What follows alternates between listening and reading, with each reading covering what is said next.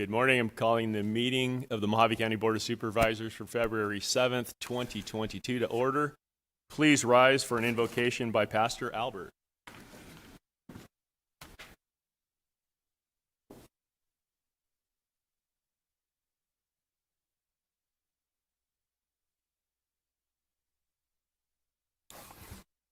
Thank you. Dear Heavenly Father, we just come to you in the name of Jesus this morning.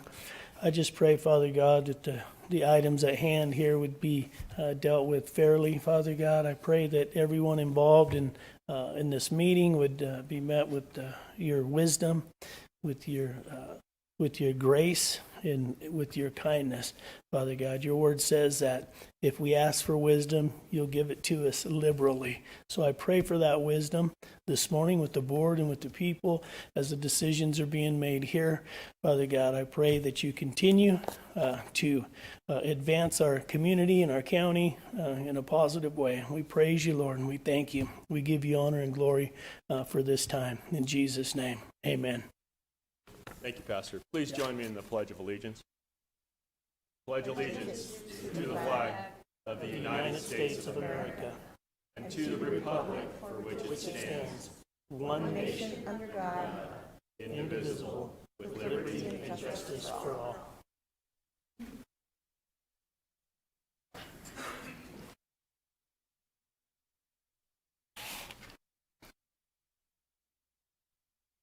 The Board of Supervisors may, by motion, recess into executive session to receive legal advice from the board's attorneys on any item contained in this agenda pursuant to ARS 38-431.03A 3, 4, and 7. Motion and action to call for an executive session to be held February 22nd, 2022 at 9 a.m. for discussion and consultation with legal counsel in accordance with ARS 38-431.03A 3, 4, and 7 to discuss items noticed on the agenda with an asterisk. So moved. Second. You've heard that motion. Any further discussion? Hearing none, all those in favor say aye. Aye. Those opposed say nay. The ayes appear to have it. Do have it. So ordered. Official business to come before the board. Do you have any discussion of litigation? None. Committee or legislative reports. Supervisor Bishop. Thank you, Chairman Gold. Since the last meeting, I have chaired the CSA Executive Committee, the CSA Board of Directors meeting, and chaired the Arizona Commerce Authority Broadband Investment Roundtable in Phoenix on January the 20th. Then I also chaired the CSA LPC meetings on the 28th and the 31st. I've attended the ACO meetings on the 21st and 31st virtually, and then I attended the ACJC, Arizona Criminal Justice Commission legislative team meeting on the 21st, 27th, and 31st. So right now, all of these groups are watching what's going on at the state level and legislation. There's a lot of bills being introduced. We're watching to see which bills that each organization can support and which ones that they wish to oppose, and the process is ongoing. I don't believe there can be any more bills introduced at this time, so we're just kind of weeding through all the different legislative issues and kind of keeping an eye on what's going on at the state capitol. So here locally, I also attended the CAMA meeting and the virtually attended the Mojave County Hospital Coalition meeting, but it wasn't easy to attend that virtually, but I was able to listen. So that concludes what I've done for the last couple of weeks. Thank you, Supervisor. Supervisor Angus. Thank you, Chairman Gould. I, too, attended the coalition meeting. I think that's called the Healthcare Coalition meeting. It was in Bullhead City, the Anderson Field House. And again, it was pretty much very similar to what the CEO said to us when they came before us to identify the problem of nursing shortages. Not much came out of it. I was surprised that there was no nurses there to address the nursing shortage. But, you know, they got together and hopefully they will work together. At least maybe if they can't do anything big, they can do some small fixes, but I'll be working hopefully with them. I could not attend LPC, but thank you for that report. I'll just tell you, because I get updates, that it is as of February 4th, it was day 26 of the session, and there were 1,533 bills posted. And as you know, very, very few of those will pass. One bill passed. Memorial resolutions posted 115, and 2 passed. And as we get more into the session, as things get passed, or if we need you to maybe help us lobby our legislators, we will come to you and let you know. I also went to our EBT, Employee Benefit Trust meeting last week. It was pretty much on Zoom. It was a short meeting, but we did get an update on the financials, and I'm happy to say that everything's looking pretty good. You know, we had that little worry with COVID that we would sort of, our financials would drastically change, but that is not the case so far. And we have our annual meeting on March 14th, and that will be televised for all our employees and recorded if anybody wants to watch. And they're always very interesting. And then after that meeting, I will come do a report and ask Erin Collins and Cora Lloyd to come do a presentation to the board. Thank you. Supervisor Lingenfelter. Thank you, Chairman Gould. I'd like to start with water.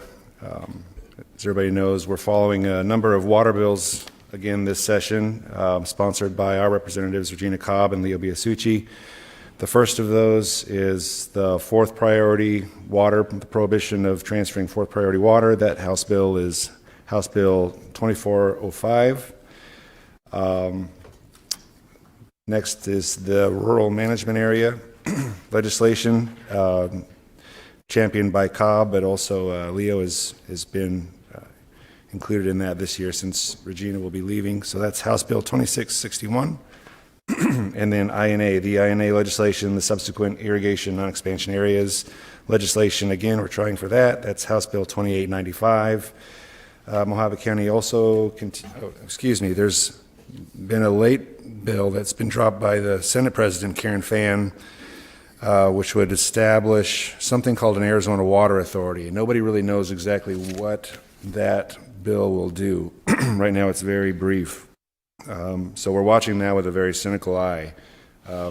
Governor Ducey has been working with a group called Valley Partnership, and we think that this may be the vehicle that the governor uses to introduce something soon. So we'll be watching that.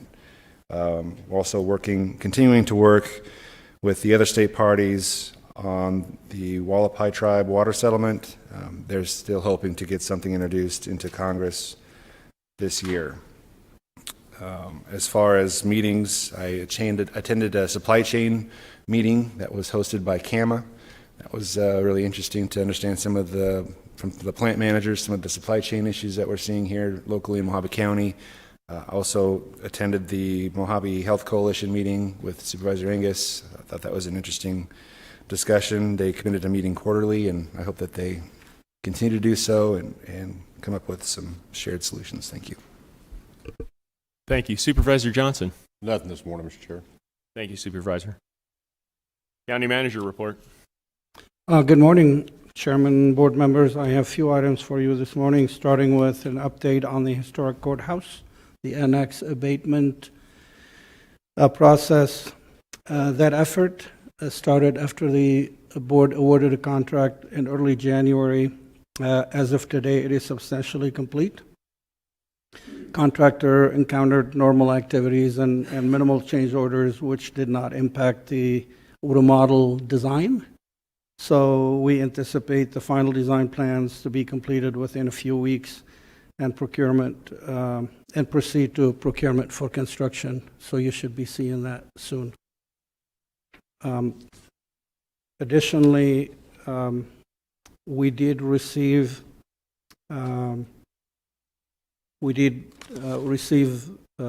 bank statements and check registers and financial statement from the Mojave County Fair Association. That came in on last Monday, January 31st. It's the end of year report. It is currently being reviewed by our finance director and finance team. And if additional information is needed, we will follow up and request it. Lastly, I regret informing you that we have an increased level of theft and vandalism to county equipment. I would even call it a spike in the last quarter or several months. We are working with the sheriff's office to do follow-up investigation, and we are conducting a vulnerability assessment with our emergency and risk management team, and obviously Public Works to address, mitigate, alleviate that kind of.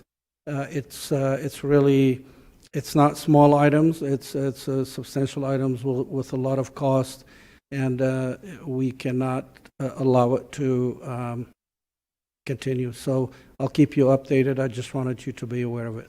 That's all I have, Mr. Chairman and board members. Questions for the county manager? Hearing none. Thank you, sir. Approval of the minutes of the September 20th, 2021, January 3rd, 2022, and January 18th, 2022 Board of Supervisor meeting. So moved.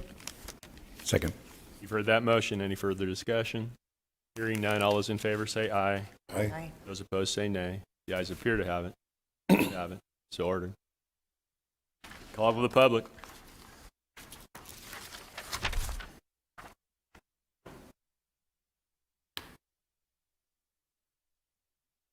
Jay Cook with Arizona Game and Fish.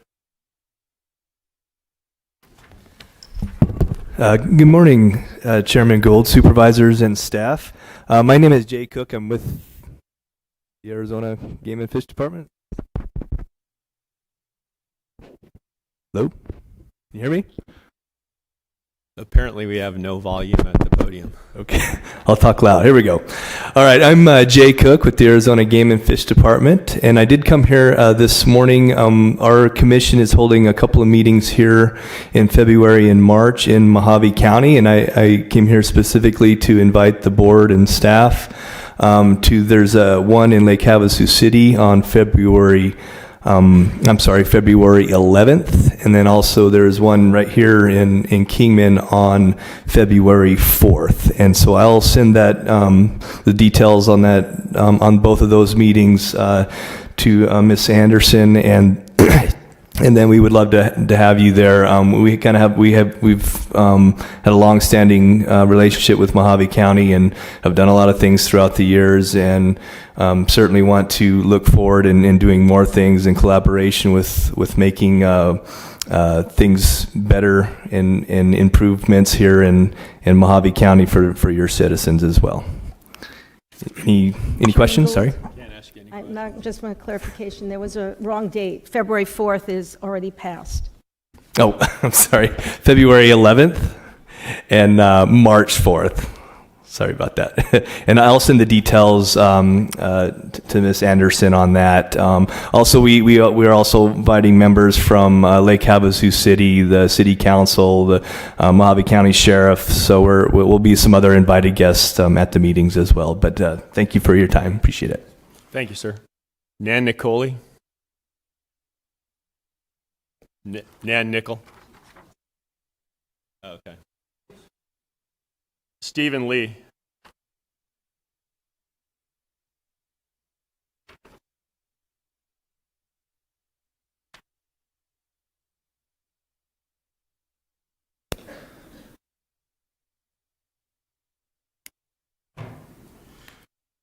Good afternoon. Thank you. Recently, I came across an article and I was hunting down a document that was referenced from our county, which showed that conservative counties were being locked into agreements allegedly that Ducey had signed that were connected to creating possibly FEMA camps or certainly quarantine facilities. And what I hunted down and came across after this suggestion was that these would be for citizens who did not go along with CDC protocols. Then I discovered what I would call, based on the way it's hidden, a secret document pertaining to our county. This was in the form of a Mojave County request for board action form, a contract signed by Denise Burley, the county attorney, finance department, and county manager, dated July 21st, 2021, and brought before the BOS on August 2nd, 2021. It was labeled no action taken, and that's still how it shows. But the board, by the board, but it shows that this $60,000 contract was awarded a check, and the check was given to Denise Burley, and now the contract, which I'll give you a copy of, shows that it was executed. And I have the 35-page contract here. I'm grateful that the board didn't approve it. But why was the money received? After briefly reading the contract, some disturbing, very disturbing things is that it's based on UCC code, not laws. It has disparities, grant for the purpose of leveraging partnerships between Arizona Health Service and the Mojave County Health Department, and providing CDC, the Centers for Disease Control, COVID-19 health disparities with a cost reimbursement clause. And although a 2-year contract, it stipulates the renewal can go for 5 years or more years. The loosely worded 35-page contract with all kinds of loopholes opens the door to all kinds of strings, including, as stated in the contract, reducing hesitancy. I don't know what that's for, but I imagine this is for COVID-19 enforcement. This puts the board in an awkward position. There's a law that states when an adulterated product is brought into the stream of commerce that harms people, everyone is held accountable. This is just to inform you going forward. Thank you very much. And I hope you guys have all heard the Senator Ron Johnson testimony, because this is very, very clear that what we're dealing with here is dangerous, and there's a lot of lies around it. Thank you very much. Sir, I'm going to have the board's attorney contact you. Okay. And we'll take a look into this and take a look at that contract. I'm interested in what that has to say. You can give it to the attorney as the gentleman on the end. Thank you, sir. Arthur Garnica.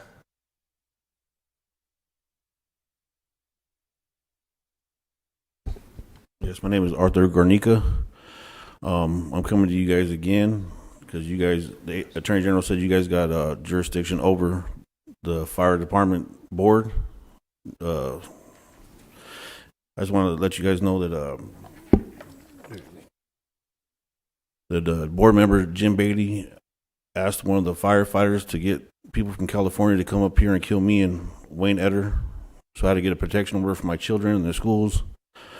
And I've been coming to you guys telling you about this guy over and over again. This guy's trying to have me falsely prosecuted. Went to court. I beat the case. I went in the office. They sent me an email to pick up documentation that I put in for to show that he was illegally using the insurance to pay his legal bills. After they told me to come in and get the documentation, I picked it up. I left. 2 weeks later, I got a letter in the mail saying I was getting charged with criminal trespass in the 2nd degree. Board member James Bailey said that he had to talk with the rest of the board members to see if they wanted to go forward pressing charges. The officer got back with them. He told the officer, yes, the board decided we're going forward with it. They pressed charges. When I got to court, Jim Beatty said, oh, no, most definitely he was allowed to be there. And my case was thrown out. So another thing was, Mr. Linkenfelter, you brought Jake Rhodes into our station. Jim Beatty was talking with you, and you had talked to them. You never got to talk to the public about bringing this guy in. He's gone now. Jim Beatty said that Jake Rhodes was a liar, that he stole all the turnouts, the city ripped us off, all this, and on the meeting on the 27th, if you guys want to look at their meeting on the 27th, talking about that. He said a lot of different things about the city. He tried to have me removed. The officers came. They talked to the firefighters. The firefighters said, no, Mr. Bailey was being aggressive towards me. They let me back into the meeting. Then he tried to attack the secretary, saying that she was using up all the money on legal bills, and she said, no, that you were. And I told him, don't attack the secretary. Then he told me, shut up. And then he was going to have me removed, and I was sitting there, and he called the cops on me. Then he threatened to have a firefighter removed, and the firefighter said, you can't remove me. I work here. So you guys need to get on that board and do something about it, because now my life's in danger, and you guys know about it, so I'm putting it on you guys. And Gene Bishop, I seen you come to our board meeting, and Jim Beatty look at you and smile and wave and all excited to see you come in. So it just shows who he talks to, who he's got power with. I came to you guys and told you that he was had my name ran by the Lyman Watson Steve Auld. And when I was going to court on this, on recording, he said, yeah, I called down and had those guys down the attorney office run his name, because he came to the board meetings. I know who he was, and I want to know what he was about. That's against the law. Thank you, sir. Thank you. Chris Rodarty.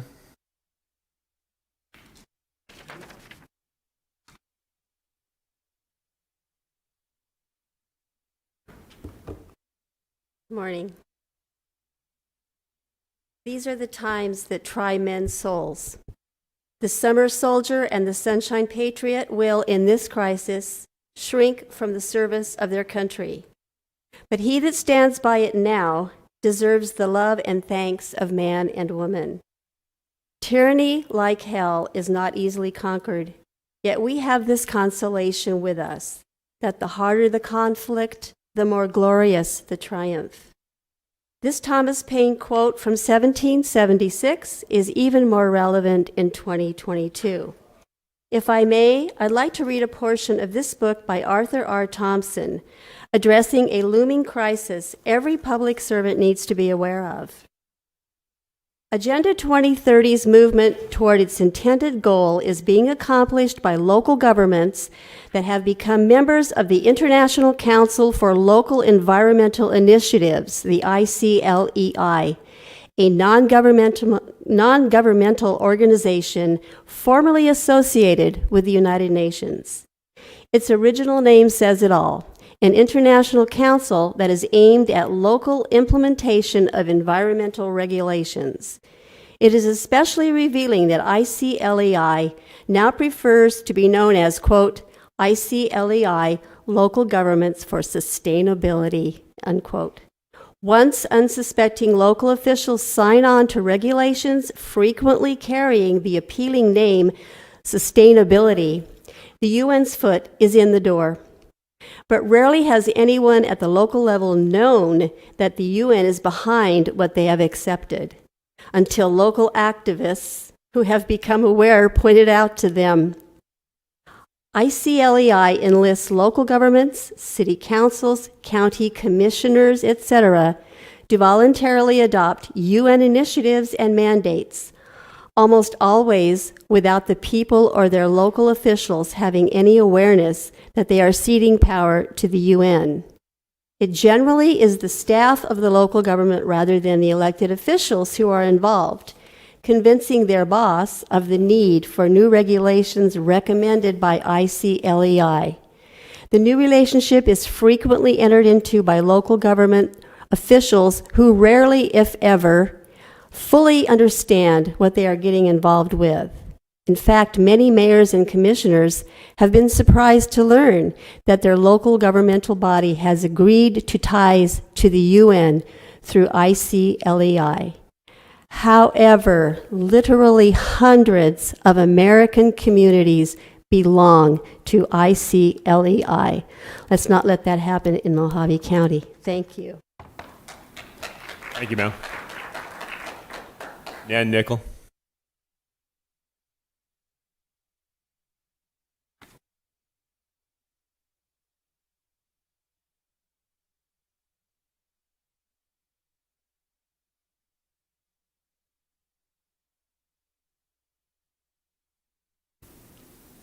Good morning, council members. Good to see you. I'm here this morning on an item that has to do with what the first speaker or the second speaker spoke about. And regarding this, there was some information that was attached. And it's from an activist group that we got this information from. Anyway, I'll start reading part of the letter. We recently published a report on intergovernmental agreements being implemented in Cochise County and several other counties in Arizona, which appear to create binding agreements between the County Board of Supervisors, BOS, and the federal government in exchange for significant amounts of money.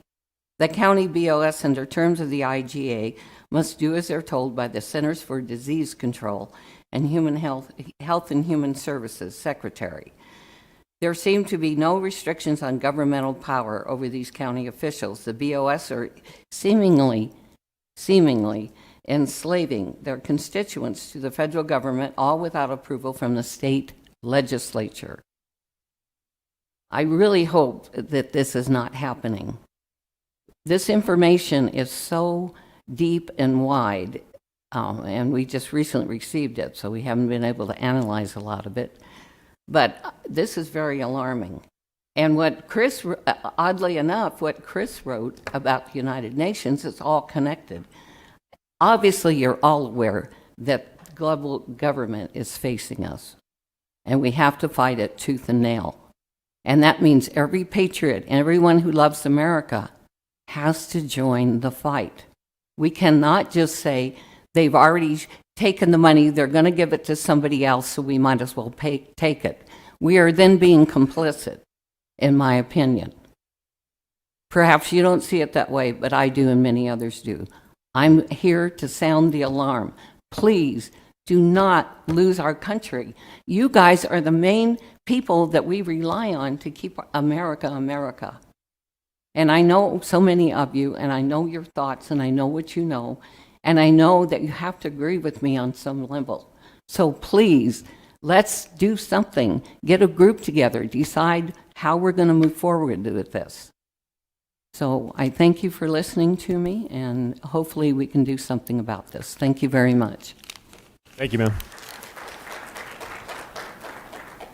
James Jones.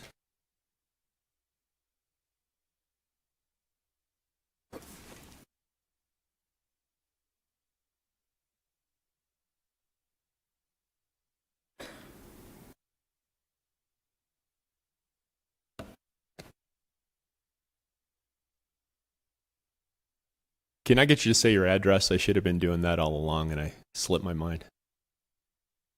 State your name and your address, please. My name is James Jones. I'm from Kingman, Arizona. I'm here to speak about resolution number 2022-019. All political power is inherent in the people, and government derived their just powers from the consent of the governed and are established to protect and maintain individual rights. Arizona Constitution, Article 2, Section 2. This Board of Supervisors has not done this. You have not upheld our rights. Today, we, the people, repeal our consent to be governed by the Board of Supervisors of Mojave County. Due to their lack of leadership, their compromise, and the aiding and abetting of the genocide taking place against the people of Mojave County by KRMC. I am one of the people and demand today that the resolution number 2022-019 be immediately repealed. This is called emergency is man-made and has been created by the hospital CEO by not obeying the law and extorting their employees of their God-given rights. This is the first step in the stopping of the genocide that the Board of Supervisors has perpetually allowed and taken part in. By the perpetuation of the genocide of the Mojave County Board of Supervisors are subject to criminal and civil charges and their personal capacity. There has been no positive leadership from this board, only compromise with the New World Order. You have followed the MO of the federal agenda, Agenda 2021 influence, and put your jackboots on the necks of the people. Your medical martial law has never been repealed, and by not repealing your medical martial law, you have been aiding and abetting genocide. The people have had enough. Hell awaits traitors and murderers. It is demanded that your Resolution 2022-019 be immediately repealed. You can stop the genocide by making ivermectin and hydrochloroquine available over the counter to the people of Mojave County. Arizona statutes allow we the people to use the medication that are being denied them by KRMC with the result in unnecessary deaths. No more debate, no more talking. One of we the people has spoken. One last thing you must recognize is, before us lies America. Within us, America is stirring. Behind us, America is following. Thank you. Thank you, sir. Karen Vanderjack.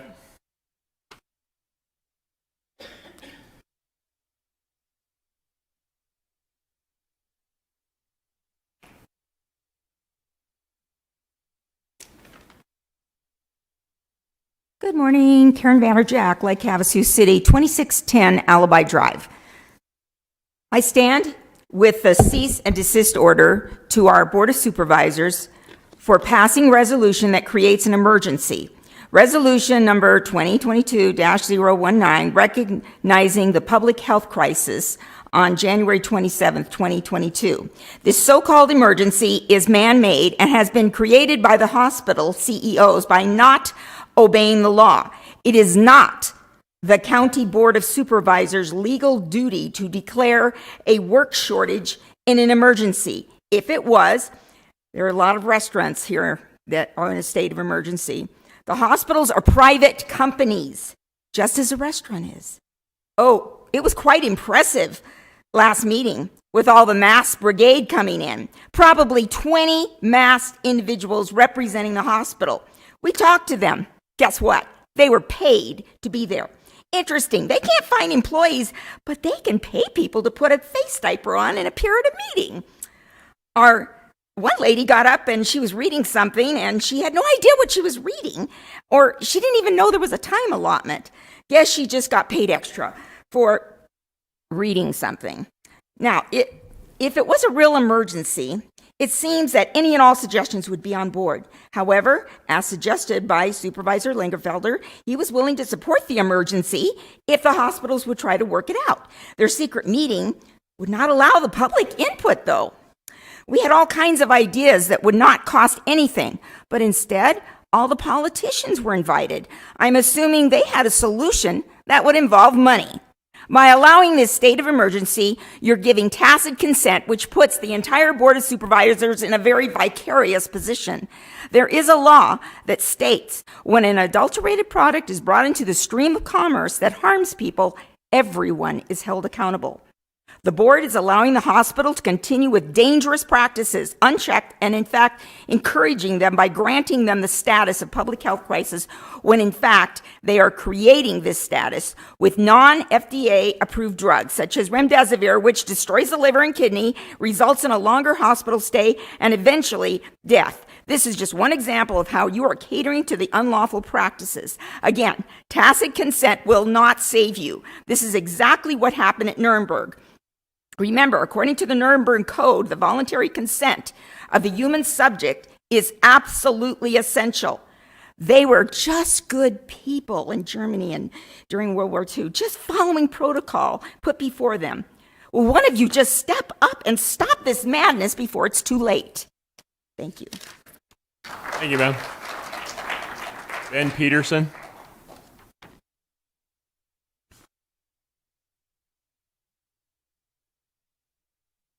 Good morning, Chairman Gould, supervisors, and staff.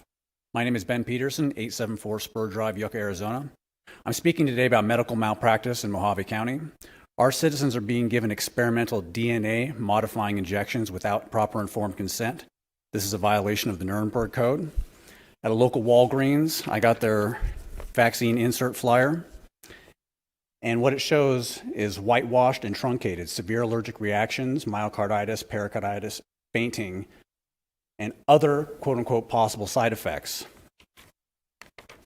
In October 2020, the FDA put on a presentation, and they had this slide, the preliminary list of VAERS adverse events.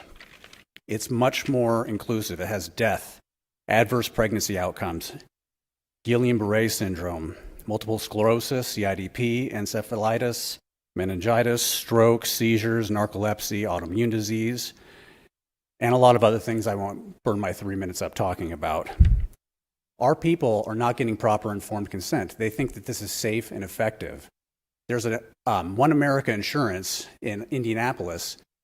They said that between 18 and 64-year-olds, they have a 40% increase in deaths. And this is post-jab. There's DOD whistleblowers at Ron Johnson's congressional hearing, and they're getting data that 71% of the people who are getting infected have already been vaccinated. And so somebody was talking about Agenda 2030, and kind of the big picture here is when you put an mRNA modifying, gene modifying sequence in somebody, they become a genetically modified organism. Supreme Court ruling 12-398 ruled that modified DNA can be patented. So what we're doing is we're on the path to people being patented. This is the path to being chattel. And it's part of a larger push called the Fourth Industrial Revolution. If you haven't read the book by Klaus Schwab called The Fourth Industrial Revolution, he heads the World Economic Forum. It makes it very clear where this is going. This is part of, the graphene oxide and the modification are merging humans with the Internet of Things. We're ultimately going to become things in the Internet of Things, and we're losing our health rights, our human liberties, and it needs to stop. There's a real conflict of interest when the hospitals get paid for COVID diagnosis, the local governments get paid, the schools received $115 billion, the media gets paid from big pharma ads and fear. Pharma makes money, the CDC and the FDA swap money back and forth with pharma, and they hold a lot of the patents. This is about fear, power, money, and world government. And as a citizen, I'm standing up against it. I'm letting everybody know, which is my First Amendment responsibility. First Amendment doesn't just rights, it has responsibilities, and this is my responsibility. Thank you very much for your time. Thank you, sir. Sarah Jones.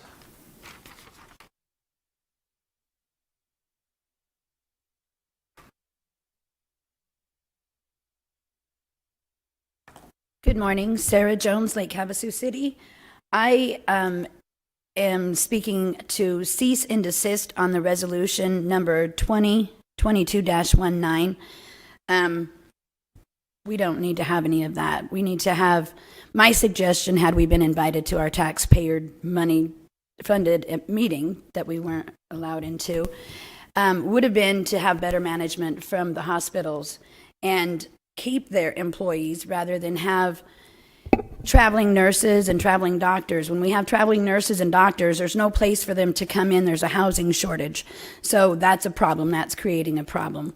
My suggestion is to pay your employees better and also have better management so that the employees are better taken care of. Ben was just talking about what is in the vaccine and whatnot. I'd like to also touch on 5G and those vaccines. That's going to be a problem for people. So I would like for all of you to look into 5G and the harmful, what it's going to be doing to people here soon. HIV has also been proven to be in the vaccines, and Jean Bishop, I'm aware that you have come down to Havasu and whatnot and had some other meetings with our mayors and whatnot and want to bring that bus along and created a health committee to have the testing for the HIV and the testing for COVID and a vaccine site. So this is all part of the problem. It's encouraging it all the more. There's also a thing, right to try on these drugs. We've got the remdesivir that's killing everybody, but we're willing to try that. But the other drugs, there's a right to try. And this is killing our citizens. And your guys' job is to to come work together with us. We do need to join forces and push back against this government New World Order, because it's coming down the line. There are FEMA camps around. Governor Ducey, I did see something about him wanting to put people in FEMA camps who do not have the vaccine. So this will never end. We need to come together, and we need to end all of this participation in the COVID fright and chalking up the numbers that Denise Burley likes to try to. We held back the numbers for 4 days, so there's 1,800 cases out of 230 constituents in the entire county. What percentage is that? Very, very, very small. So we're hubbubbing about all of this. We need to knock it off. We need to come together. We need to come up with solutions, right, to try on these medications, and don't bring the government in anymore with money, because with money comes strings and they control you. So push back any money that comes any further, and these hospitals need to figure out their own solution on that and have better management. Thank you for your time. Thank you, ma'am. Consent agenda. The following items will be listed under the consent agenda, will be considered as a group and acted upon by one motion with no separate discussion on said items unless a board member so Mr. Chairman? requests. Oh.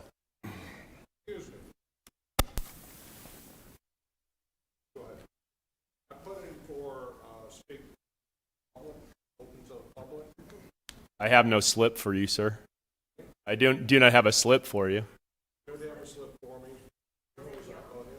What's your name?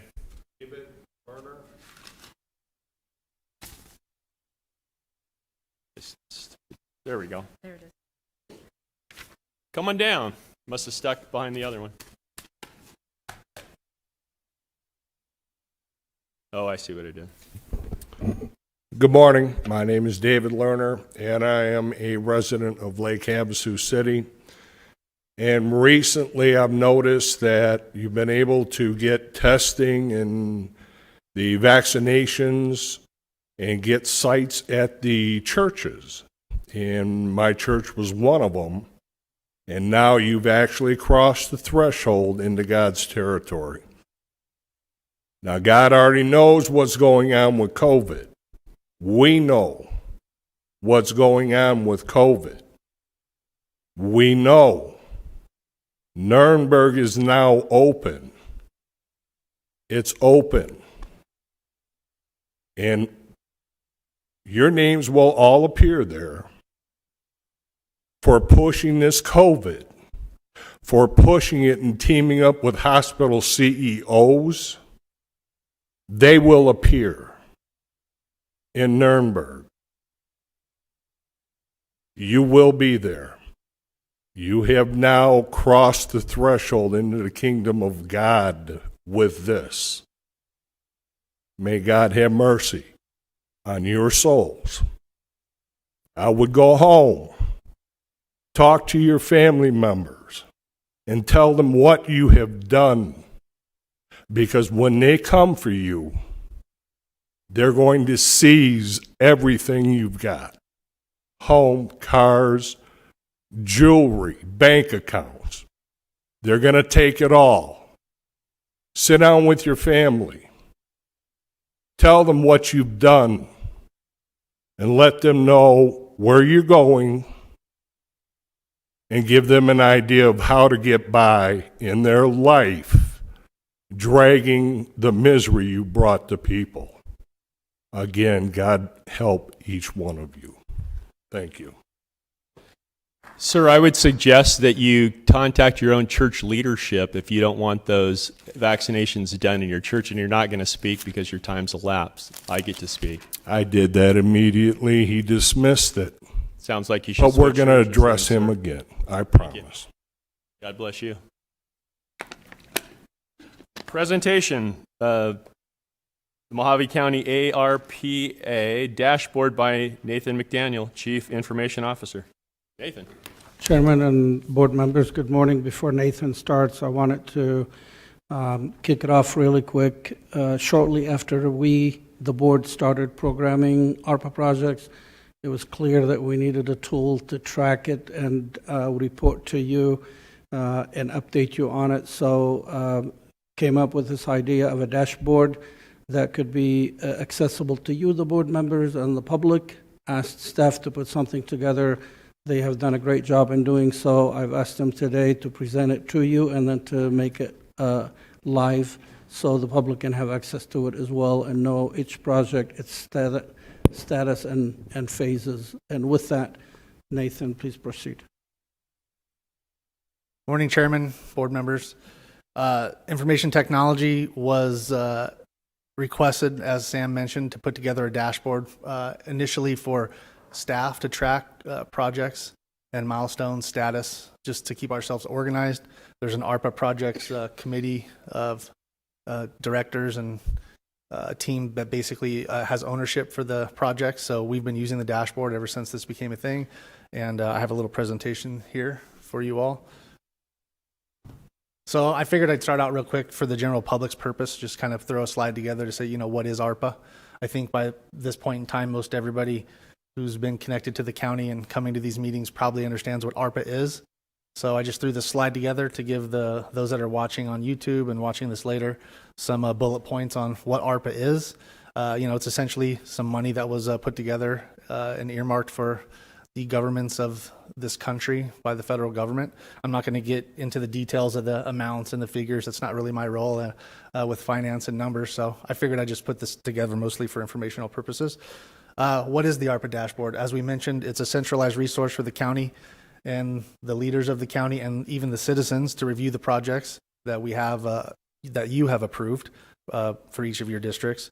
The dashboard provides useful links to everybody so we can share the information transparently to the citizens so they can have links to the documents, the videos, and the information that they need to inform them on what we're doing with this money. It also enables us to track the projects and the milestones, and it also lets us visualize the data.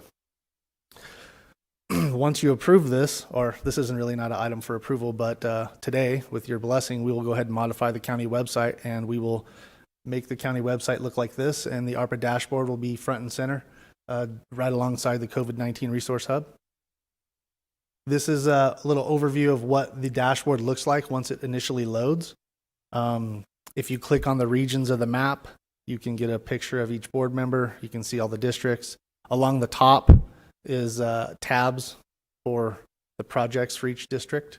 This is just a PowerPoint presentation, so it's not live, so I'm not going to drive it here today. If you mouse over or click on any one of the districts, you'll get a little picture of each board member, as I just mentioned. This is little screenshots of kind of what that looks like. If you click along the top, each tab, you basically get a little excerpt of District 1 projects, District 2 projects, District 3, and so on. And that's what this is kind of showing you, a little screenshot of each tab. If I click on it, I'll get a little page that shows me what projects are going on for that district. Here's an example of a project that's going on in District 1. This is the information that's basically available through each tab. So here we have a project description, status, milestones. Other information is links to our YouTube videos, the county bid opportunities, action items, and then we also have a map that allows the citizen or the member or the user to visualize where the project area is occurring. So I went through the dashboard and put together some screenshots to present some information from each of the districts.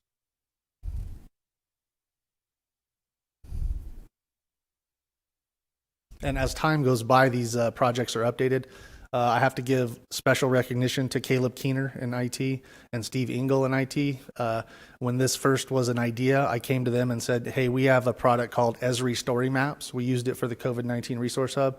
Would this be a good candidate to use for this? And the answer was yes. So Caleb actually spent a lot of time put this together, and then he just unleashed it upon me. And I was stunned and blown away by how professional and fantastic it was. So I immediately showed it to Sam. Sam liked it. So from there, we launched it. And there's been lots of involvement from the ARPA project team at the county. Tara Acton, our procurement director, actually provides a lot of the updates to the dashboard because a lot of that information is central to procurement, as procurement is involved with a bunch of the RFP activities and stuff like that. So. Any questions? Questions for Nathan? Hearing, yep.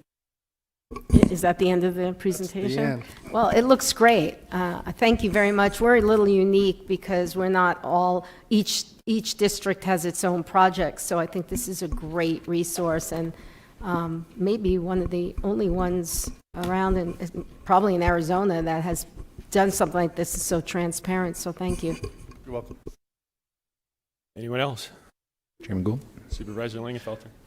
Thank you, Nathan. I thought it looks very professional. So thank you to you, your staff, also to procurement, Tara Acton, for bringing this forward. Thank you.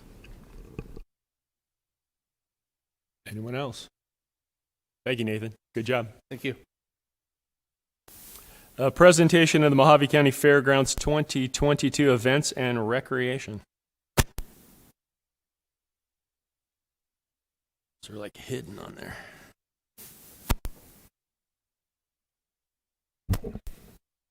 Good morning, Chairman Gould, members of the board. It is my pleasure to introduce Parks Administrator Kristen Zimmerman. The Parks Division has hit the ground running in operating the Mojave County Fairgrounds, and Ms. Zimmerman will be presenting a progress report as well as, most importantly, a snapshot of upcoming events at the Fairgrounds. The Fairgrounds staff is really talented, and we have a management team in place with considerable experience in managing local, also arena-based, and even national special events. And with that, I think the board will be quite impressed as we see certain operational updates as well as near-term accomplishments be shared with the board as we go through the coming weeks. So with that, I'll turn it over to Kristen.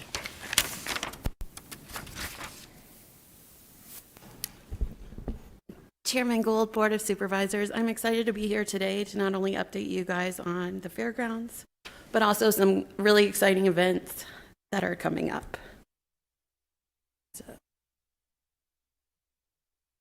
First of all, I think it's important that not only the board, but the community understands that we're taking a balancing act when it comes to events and programs. So we'll have a combination of in-house events, which are your traditional recreation programs and events, such as Easter egg hunts, a Kidtona, which I'll talk about later, and of course the Mojave County Fair. We'll also have rentals for public events that are rentals.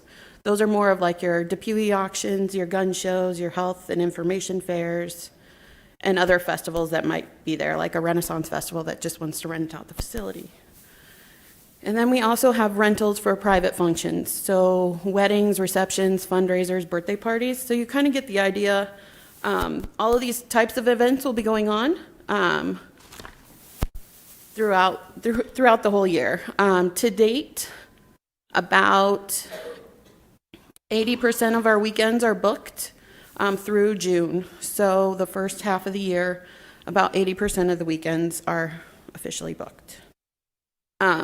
Each quarter, we're going to have what I call hallmark events. We're really gearing up to draw a larger audience from all over the county outside of Kingman, so pulling people from the Bullhead City, Lake Havasu, and that sort of thing. So on April 9th, we're hosting what I call a Beggin' and Eggs Easter egg hunt. So it's an Easter egg hunt for dogs. Dogs will come out to the fairgrounds and look for plastic eggs that have little dog treats in them. It should be a lot of fun. We're looking at partnering with the Mojave County Animal Shelter, so they'll be involved with the event as well. And then I'm also excited to announce that on the 21st of May, we are hosting a Kidtona. So it's a kids power wheel race for unaltered, so no souped up power wheels for kids. Although I think that would be fun, but no. But also a part of parks, we have a race. So a race is in charge of all of our illegal dumping. So we're kind of having a partner program with that. And we're having a tire event. So anybody in the community can drop off in the month of May to the fairgrounds their unused tires without rims, and we'll take care of all the cleanup afterwards. But for the event, it'll line the racetrack for the kids and keep the power wheels in the racetrack. I don't know. We've also started planning the Mojave County Fair, which I know isn't until September, but I mean it's the largest event in the county, and it takes some time. So we are in the process of booking entertainers. We should have some pretty exciting announcements coming up in the coming weeks. The livestock show, auction and carnival services will be finalized shortly. And then the stage that's at the fairgrounds, that is going to act more of a community stage. So we're looking at community groups from all over Mojave County to be highlighted there throughout the fair. So that's your dance groups, your karate studios, musical school groups, and that sort of thing. And then I'm plugging in if anybody wants to volunteer for the Mojave County Fair. We're accepting volunteer applications. Do you guys have any questions? Questions for Kristen? I have questions. Supervisor Johnson. Isn't this fairground supposed to be making money for the county? Yes. How are we doing an Easter egg hunt and a dog Easter egg hunt and making money?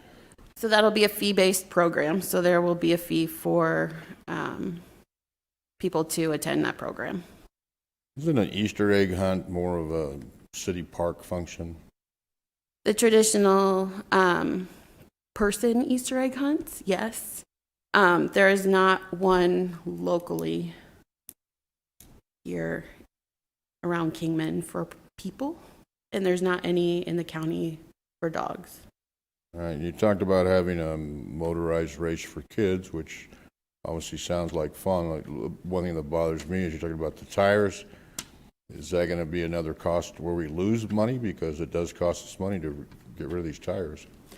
No, a race has a program where all dump fees are comped for tires. That's why we require them not to be on rims. That's the only caveat to that, is they can't be on rims. So a race is subsidizing the race then? Somebody's subsidizing if we're waiving the fees because everybody else has to pay fees. I talked to Todd, and we get comped fees at the dump when we bring in tires.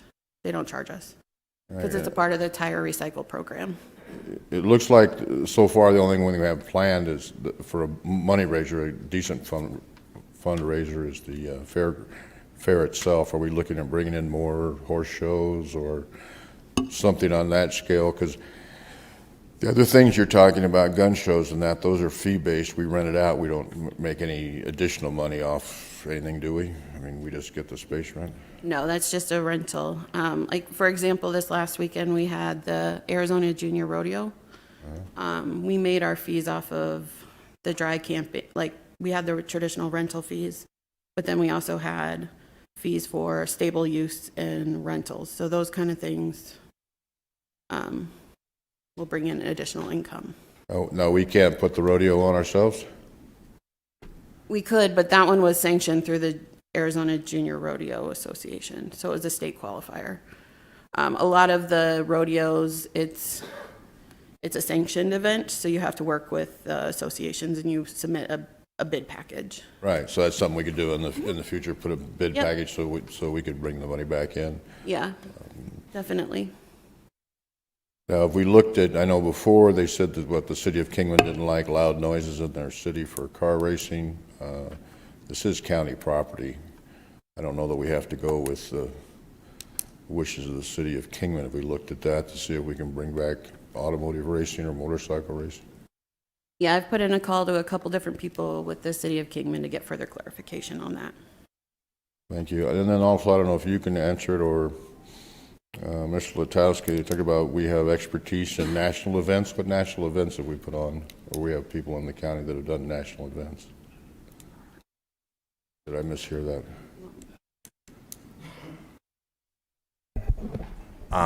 Chairman Gould, Supervisor Lingenfelter, again, just bringing the board's attention to the collective experience of the management team. The national event is actually myself. Before my time with the county, was involved in planning and operating a Major League Baseball All-Star game, and you may recall the board approved that I could, on my own time, of course, PTO, undertake traffic management and parking for a U.S. Golf Open. So that's why I just dropped the national event. I recall that. I do have experience personally. Okay, thank you for that. That's all, Mr. Chairman. Thank you. Thank you, Supervisor. Any further questions for Kristen? Chairman Gould. Supervisor Lingenfelter. Thank you. Kristen, to build upon some of Supervisor Johnson's comments about revenue-producing functions at the fairgrounds, have you, I know it's still really early, but do you think that there's any possibility of maybe some concerts, hosting some concerts with our proximity to Laughlin? I know they're starting to get, or comedy shows or some of these things that you can get people to come and make a night of it. Absolutely. Those are some of the larger announcements we're looking at making in the very near future. Okay. So they're coming. Okay, I'm glad to hear that. And then again, I also have concerns with the limitations on motorsports. The only thing that I remember is City of Kingman many years ago passed an ordinance against top fuel vehicles. So I know there's a noise requirement or restriction, I guess I should say. But anything that we can do with motorsports would be great. And then I know that there might be some concern with animals, circuses, and the ones that have animals. But have you looked into any of that kind of stuff?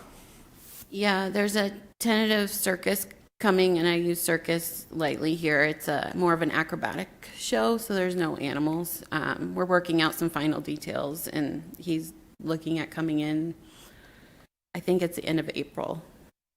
Great, okay. And my last question is the current users of the fairgrounds, the Home and Garden Show, the Kingman Cancer Fair, the rodeo folks, you've reached out to them and have a partnership with them now as well? Yeah, we have an excellent working relationship with the existing users of the Mojave County Fairgrounds, and everybody's looking at bringing back their events to some extent. The Home and Garden Show, with the transition, will likely happen in the fall. We'll still have a spring carnival, so there'll still be a spring carnival ride, but the actual Home and Garden Show will be in the fall. Great. Thank you, Kristen. Further questions? Supervisor Bishop. Thank you, Mr. Chairman. Kristen, can you tell us how the cleanup is going for the fairgrounds and the maintenance issues that we've experienced in taking over the fairgrounds? How are we with that? We're staying ahead of everything. So we had a large event this weekend. We had staff there all throughout the weekend.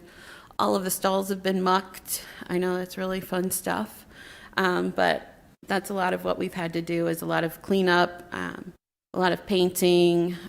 Bathrooms have all been severely cleaned and sanitized. Electrical upgrades have been happening. We're taking it bit by bit, but the staff is doing a tremendous job out there. I cannot say enough good things about our maintenance crew out at the fairgrounds, and Ryan is doing a great job. What about the mobile home that was being used as the office? Is that being demoed? It's planned to be demoed. We're working out with procurement to get a cost for replacement. I didn't want to tear it down until we get a new one ready to go, because our staff need somewhere to work. But it is set to be replaced this fiscal year. Okay. And then I understand you have got the green team that's helping with the cleanup. And do we have volunteers that have crossed over from the Fairgrounds Association that have stayed with the fairgrounds, or are we starting from scratch as far as volunteers? We're starting from scratch for the most part. We have the green team, and probation has just come on board as of last week. So we'll have the probation crews out there and the green team. So all the weed removal that people have seen on the south side of the fairgrounds, that is all thanks to the green team. Okay. And have we finished with the inventory? Yes. That was completed the first week. And last I heard, there were items that were not removed by the Fairgrounds Association. Has that since been remedied? Yes, that has all been remedied. What about the rebranding? How are we doing there? You'll have a board item next meeting with the logo that one of our staff, Jeremy Palmer, he developed a new logo and a rebrand for the county. So hopefully it should get approved next board meeting by you all. Okay. That's all my questions. Thank you very much, Kristen. Thank you, Steve. Further questions? Hearing none. Thank you, ma'am. Supervisor Johnson, I believe county residents get 5 tires they can take to the landfill every year for free. So I don't know if that, we wouldn't know that in Lake Havasu City area, but for people in the other areas of the county can take their tires in. Let's see.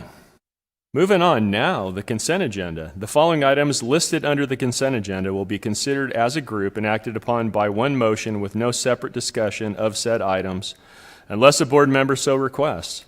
In that event, the item will be removed from the consent agenda and for separate discussion and action. Supervisor Bishop, you have anything you'd like to remove? 39, please. 39. Supervisor Angus. 14 and 16. 14 and 16. Supervisor Langenfelter. Nothing today, thank you. Nothing today. Supervisor Johnson. Nothing, Mr. Chair. Nothing. And I would like to pull number 44. I'd make a motion to approve consent minus 14, 16, 39, and 44. Second.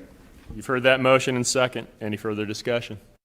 Hearing none, all those in favor say aye. Aye. Those opposed say nay. The ayes appear to have it. Do have it. So ordered. Item 14. Thank you. Yeah, I took it out because I think I want to learn more about it. Chairman Gould, members of the board, Supervisor Angus, this is a state asset that Coconino County actually purchased using their public health emergency preparedness funds, but because of that, it becomes a state asset. And they look to house that particular unit in different areas, different regions of the state as a resource for those communities.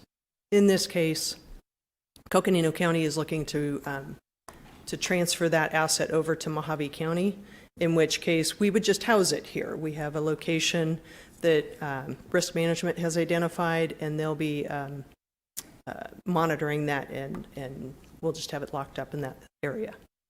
So we're not going to use it, we're just going to house it? Well, we can use it in the event of an emergency. So if we have a mass fatality or a mass emergency, we can use that particular vehicle, that trailer, as a resource in our community, and that can also work for Coconino County, for Yavapai County, La Paz County. That's a resource regional for everybody. So it moves to where it's needed. And how was it paid for? You said it became a state asset. How did they? They purchased it using public health emergency preparedness funds.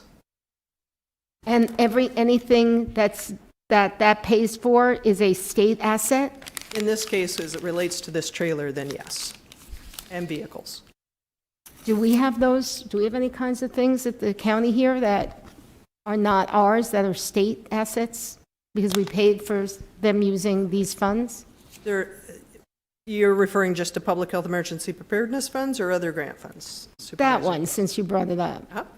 I might need to clarify that to learn what other assets we have that are state assets as a result of the use of those funds.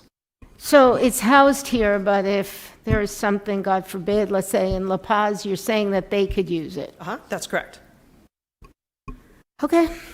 I just also want to clarify, while it did say there would be no expense to this, we are planning to use some expiring grant funds, public health emergency preparedness funds, to purchase shelving for the unit so that additional bodies can be stored other than stacked. So that is a plan of ours. So I just wanted you to be aware of that. Okay. Further questions for Denise? What's the pleasure of the board? Okay, motion to approve item 14. Second.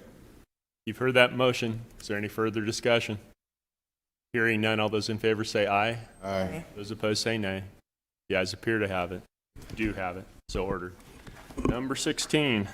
Thank you, Chairman Gould. This is a discussion we have from time to time. What it is, it's a contract for asphalt products and services to be used at the Mojave County Senior Center here in Kingman. It's almost a $58,000 project, and it was asked of me, and I think it needs to be repeated again, how come we go out of town? It's a smaller project. does the county have some leeway when it goes out to bid in the bidding processes to protect, for what obviously could happen, but I've always heard that there was some consideration that the counties could use if it's a local contractor, a little bit of a variance. Thank you, Chairman, members of the board. Supervisor Angus, Mojave County does not have, I think what you're talking about would be like a local preference. Yeah. Mojave County does not have a local preference ordinance. I will say, from a procurement standpoint, we tend to shy away from local preference. It actually, through studies, often will actually hurt the local vendors in the long run, because although they might get preference for local jobs, it sort of stigmatizes them in other areas. And a lot of times you're not able to do a preference unless it's been determined that there's been a statistically harmed group of people. I know the city of Tucson actually lost a lawsuit related to local preference, so we tend to shy away from any kind of preference in that way. Generally speaking, they can compete better if they're willing to offer if they're local, because they'd have lower mobilization costs, etc. This is actually the use of a cooperative. So we did not compete for this. We looked at the cooperatives that were available. I'd probably have to rely on Public Works to speak as to why we chose not to go out to bid and why we chose to use a cooperative, but there are cost savings associated with staff time, and there's a very small market of companies that can do this kind of work, so it may have just been looking at the pricing of that cooperative was more beneficial to the county. Well, I'm kind of a layman, so how do you know that there's a cost benefit with the co-op if you don't go out to bid? So generally what we will look at is just my staff's time alone to go through the procurement process. You're looking at usually about a 6-week period from the time that we've identified a project, worked out the scope, and then gone through the bidding process. So just paying staff time to go through that process. And I don't know who went through the competitive process on this one, but a lot of times if it's a larger agency that has gone through the competitive process and they have more projects like this, they're getting a more competitive price than we would for just a one-off project. So, for example, if Maricopa is who awarded this, they might have a lot more planned, and so the vendors offering on it know that there's a better opportunity to get work, and they spread out their costs over all of that work and do a lower unit price. So those are the types of things we look at when we decide whether or not to use a cooperative or go out to bid on our own. Okay, do we have the volume of scale? Just one more question out of curiosity. What kind of stigma would a local company have? Well, it's not a local company with us. It's in other areas that if you institute a local preference and then they try to compete in other areas, they'll kind of get pushed out, or and a lot of times they're not going to compete in the broader scale. So a small company here in Kingman is not likely to compete, say, in Flagstaff or in Phoenix. And so by giving them a local preference here, it actually can harm the competitive process, because the larger companies either aren't even willing to put in offers, or when they do try to break out of their smaller area, they meet a lot more resistance because they feel like they've taken an unfair advantage through a local preference policy. I can look up more information on that, but just in a general practice, we tend to shy away from local preference. Okay. A lot of that is just, things that, I wouldn't think that would be a consideration of ours when we do it, but, you guys have been doing it for years, but I know Steve just... And if the board's preference would be for us to bid out projects like this, similar to generally with fleet vehicles, we realize that we have a strong vendor base here that could meet those needs, and so we give the opportunity for competition. So in situations like this, we could do that. So it's from situation to situation. Exactly. And without actually doing a local preference, if we think we've got a strong local vendor base, we will go through a competitive process to give local firms an opportunity to offer. All right, thank you. Chairman Gould. Supervisor Langenfelter. Tara, about your point, are you talking about if a community has a preference policy adopted, if a local vendor from that city goes to compete in a city that perhaps has a reciprocal preference policy that's been adopted, then whatever their local city's preference policy is, whatever the percentage is, that they could have that same percentage counted against them or added to their price in the other community, or how does that work? That's basically reciprocal? You're talking about reciprocal preference policies? Well, not reciprocal, but if multiple people are doing it, yes, it can cut them out of competition. I'm not aware in the state of Arizona of actual local preference policies because of these reasons. So I think that would all be speculation, but like, for example, I previously worked with the city of Tucson, and what they did is they did like a tax offset program. That was one way that it wasn't truly a local preference, but they would look at if it was a local bidder, they didn't calculate their tax as part of the bid evaluation. And so some local firms would win the bid over the non-local firms, even though their total price was lower or was not the lowest bid, because the assumption was those tax dollars will stay here locally. So I've seen things like that, but not a true local preference. Thank you. Mm-hmm. Further questions? Supervisor Angus. Motion to approve item 16. Second. You've heard that motion. Is there any further discussion? Hearing none, all those in favor say aye. Aye. Aye. Those opposed say nay. The ayes appear to have it. You have it. So ordered. Last place.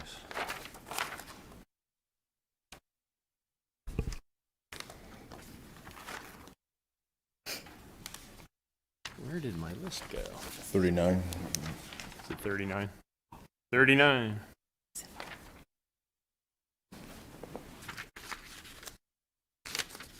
Chairman Gold, I pulled 39. Supervisor Bishop. So I would like to make a motion that we approve item 39 as written and also extend Christy McReynolds' term through February 7th of 2024.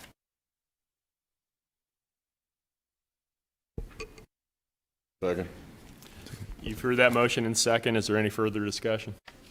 Hearing none, all those in favor say aye. Aye. Those opposed say nay. The ayes appear to have it. You have it. So ordered. Number 44.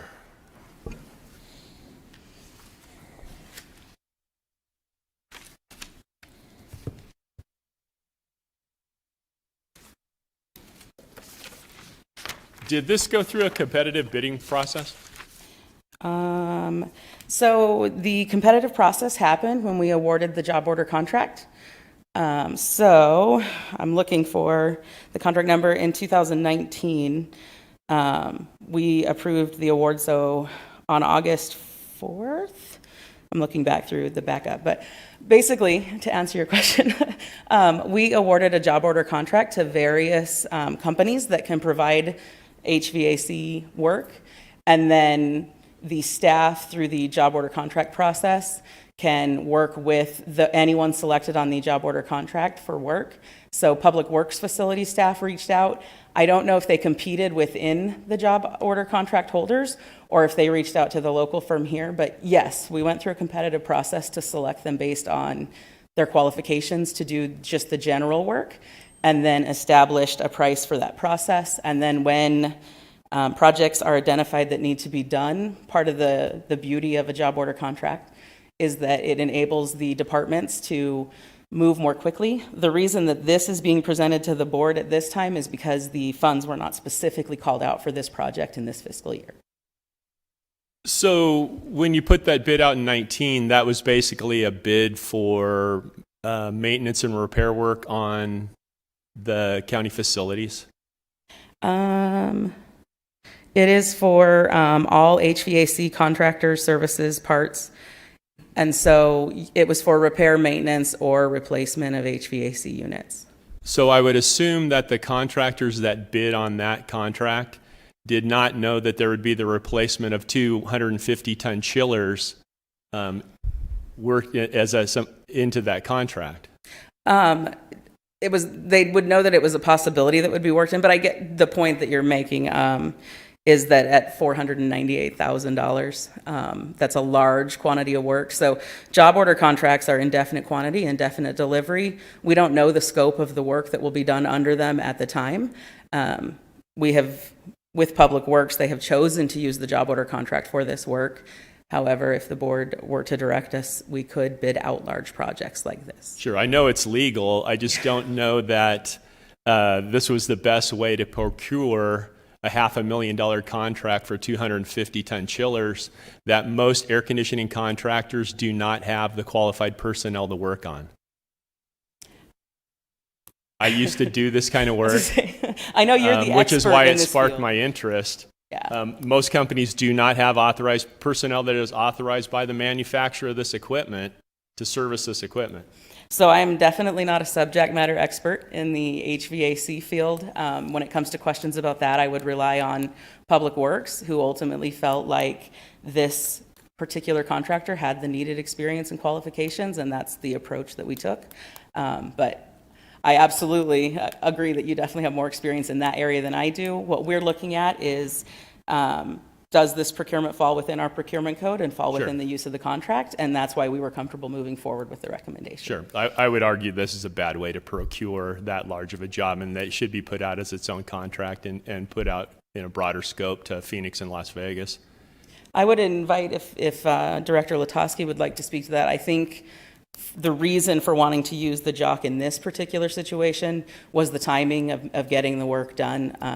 I know I shared just recently, usually you're looking at about a 60-day turnaround from the time we go out to bid, and I think that it's trying to expedite the repair before we actually need the air conditioning units here in the building, but I would rely on Director Latosky to speak to that being one of those reasons. Steve, you want to take a crack at that?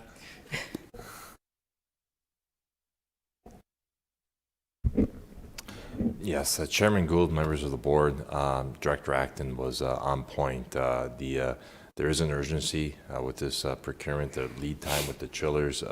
If the board were to contemplate and approve the contract award today, we can just meet the timelines necessary to ensure that this building, this is the chillers for this building, is replaced in time for the summer cooling season. I would also point out that facilities did reach out to another contractor on the JOC who was qualified and capable of presenting a bid. Their bid was approximately $650,000. So we actually had two formal bids, or proposals, if you will, and this particular recommendation is the lowest, as well as qualified. Thank you, sir. Questions for Mr. Latosky? Hearing none. Thank you, sir.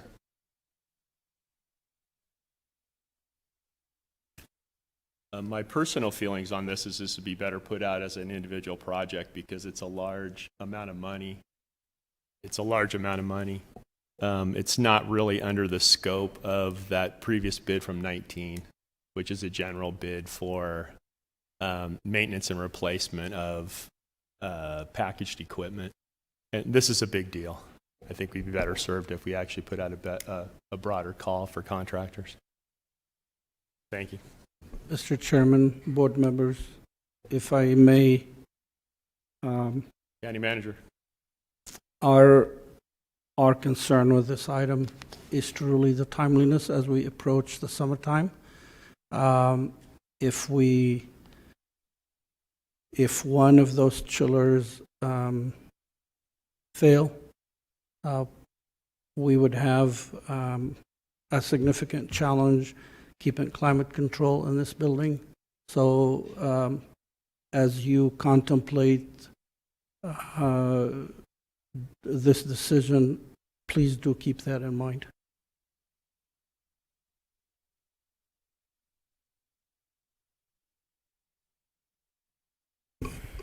Supervisor Angus. I'm going to make a motion that we approve item 44 as written. Second. You've heard that motion. Any further discussion? Hearing none, all those in favor say aye. Aye. Aye. Those opposed say nay. I vote nay. No. The ayes appear to have it. Do have it. So ordered. Let's see.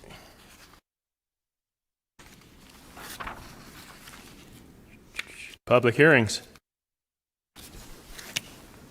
I'm going to open the public hearing on item 46.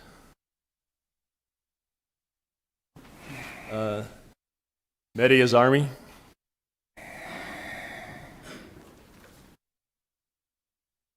Good morning, Chairman Gold, supervisors. My name is Mehdi Azarmi. My address 5890 Highway 95, Suite A, Fort Mojave, Arizona.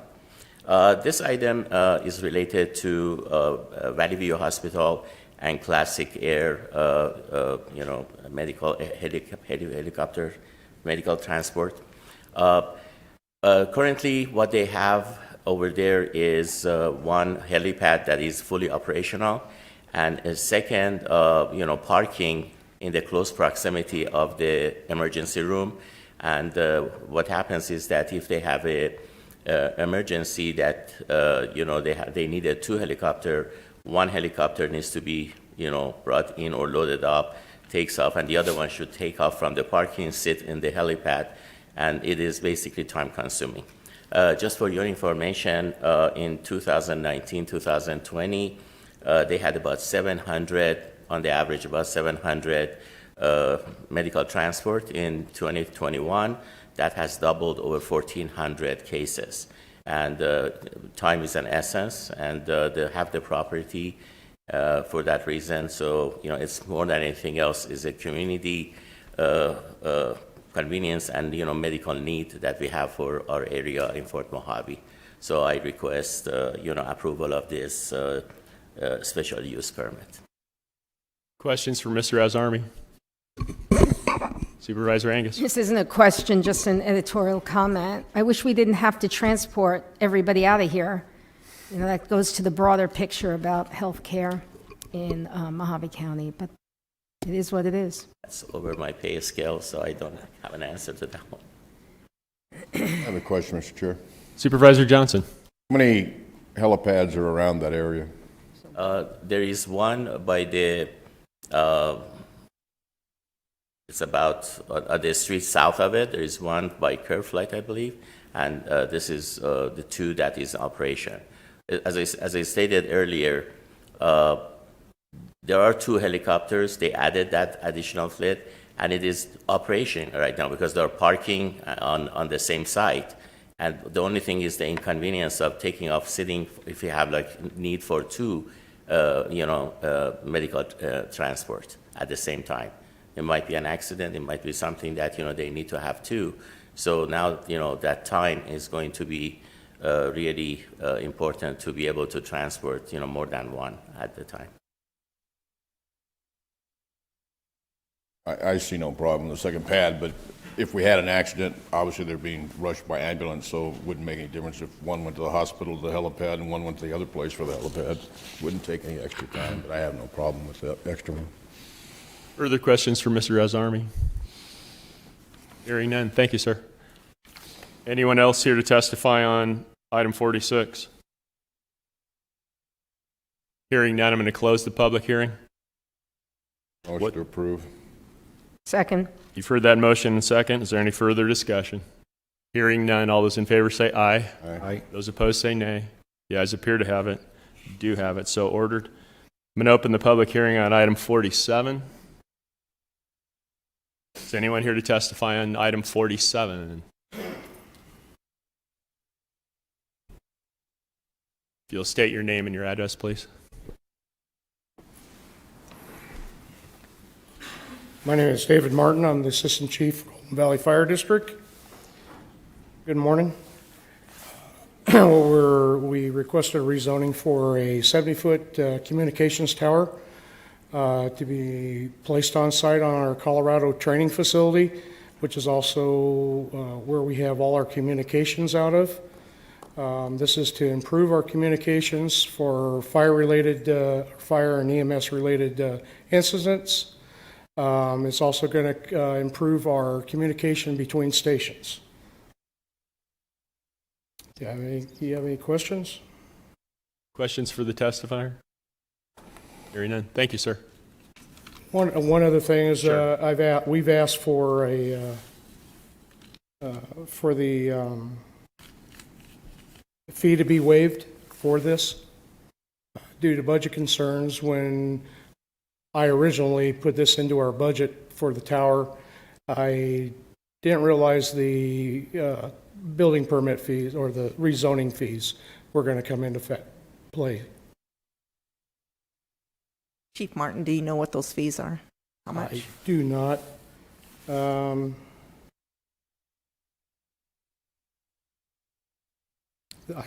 Wait a minute, yes, I do. Apologize for that. Mr. Chairman, Supervisor Bishop, Mr. Walsh, Tim Walsh is here and can answer your question.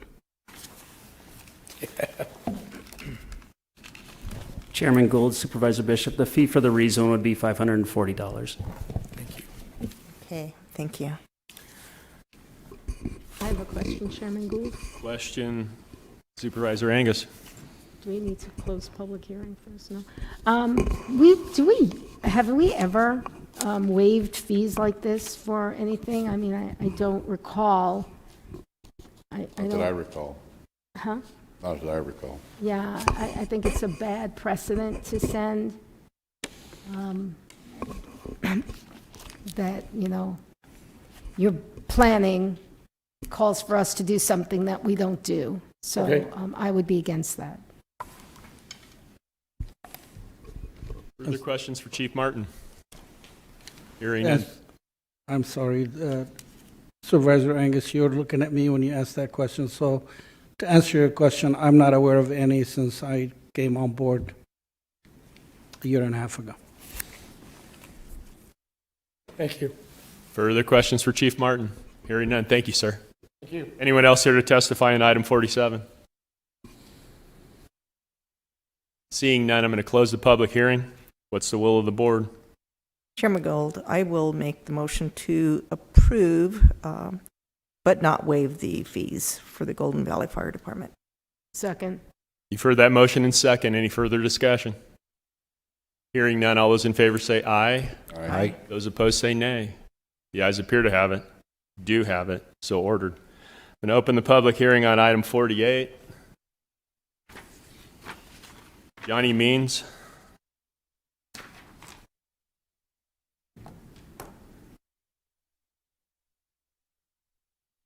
Mr. Fromm, you're testifying? I am actually the applicant. Good morning, Okay. Chairman, members of the board and staff. Johnny Means is a member of the public who'd like to speak in support of the project. Okay. I just want to give you a very brief overview. I've been before you in the past. My address is 13951 North Scottsdale Road in Scottsdale. I'm the partner of the applicant. We're looking for a solar energy overlay for certain parcels a few miles west of the Griffith heavy industrial zone. In fact, the parcels are currently zoned MX. And I've been before you in the past for solar projects in Fort Mojave, relatively close to where residents live. And we took everyone's advice to heed, and we looked for a solar area that would be not where people live.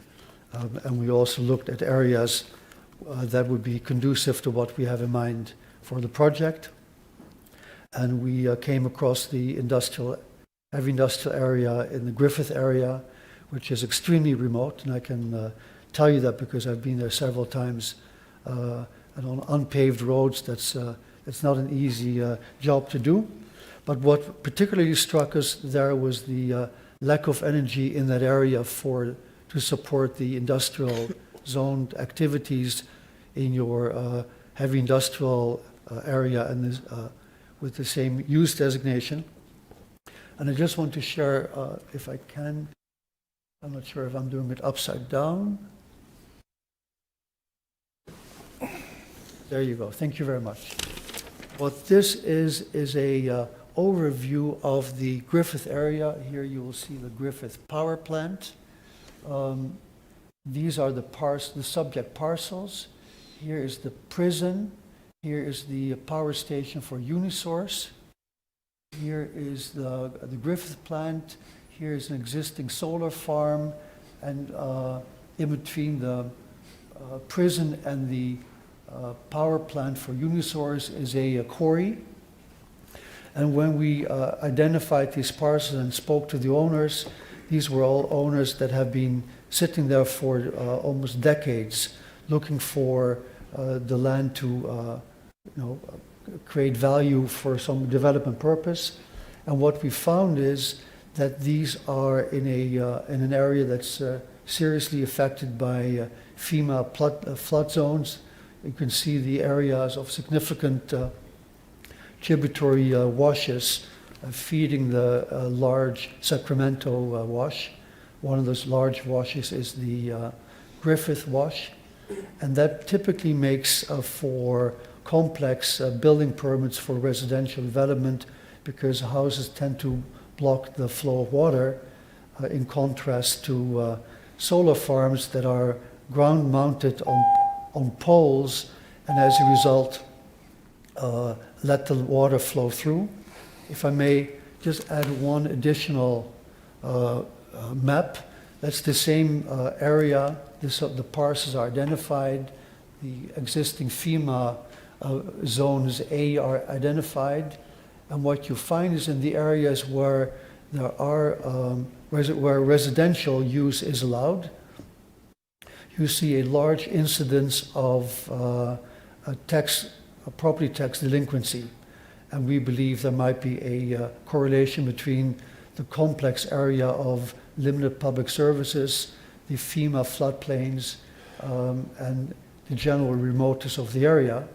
In addition, the areas, the subject parcels are zoned MX already, and we believe that a solar farm is a very benign neighbor, if you will, that befits the heavy industrial area and is a significantly less impactful activity than a true industrial activity that otherwise might appear on these parcels. So we respectfully request your approval for this project. Thank you, sir. Questions for the applicant? Chairman Supervisor Johnson. Thank you. Do you own all this land? Our partners have either owned this land or have the parcels under offer, or under contract, sorry. Under contract if the purchase project goes through? And you have no purchase power agreement? We are planning on using the power ourselves.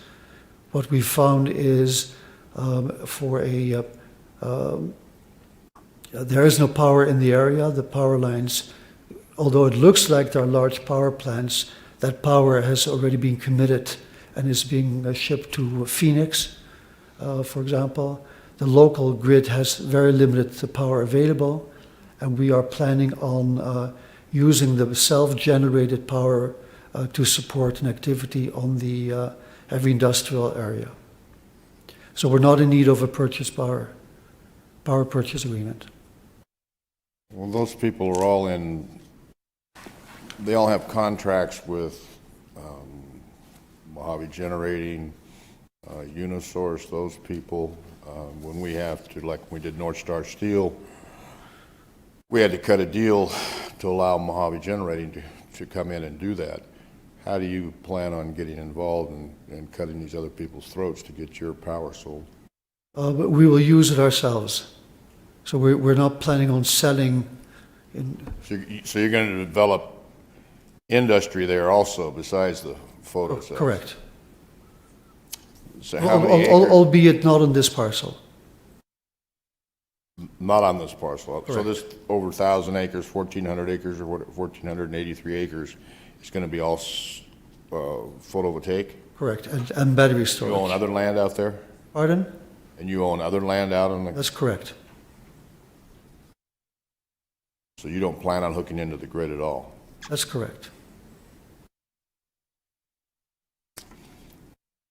It's an interesting proposition. I'd like to see it go through. I guess one of the concerns I have, and the state hasn't addressed it yet, is what happens when these people, if something doesn't pan out and the solar panels are left, who's stuck with cleaning these up? We don't have any kind of a fee like when even the ones on the roofs generating, and some of those now, as 20 years is coming up, they're running out of their use. They need to be replaced. There was never a fee collected. Now, recycling is limited, plus then you gotta have the cost to send it to a recycling place, and then they only take so much out and they throw it in our landfill, and it becomes hazardous material, so it's something we have to look at, but I guess that's... Supervisor Johnson, if I may interject, as part of the building permit, we will need to provide security to the county for the decommissioning and removal. So that's what we are expecting. It's been done before. So we will be responsible for the removal. At the other side of the timeline, we will not stick a shovel in the ground until this whole project is completed. We're aiming for completion sometime in 2024. So we will not do what we could see happened at the, I'm going to call it the Pegasus site, that turned into a parking lot before anything happened, and now it's sitting there collecting dust. So we will not do anything of that kind.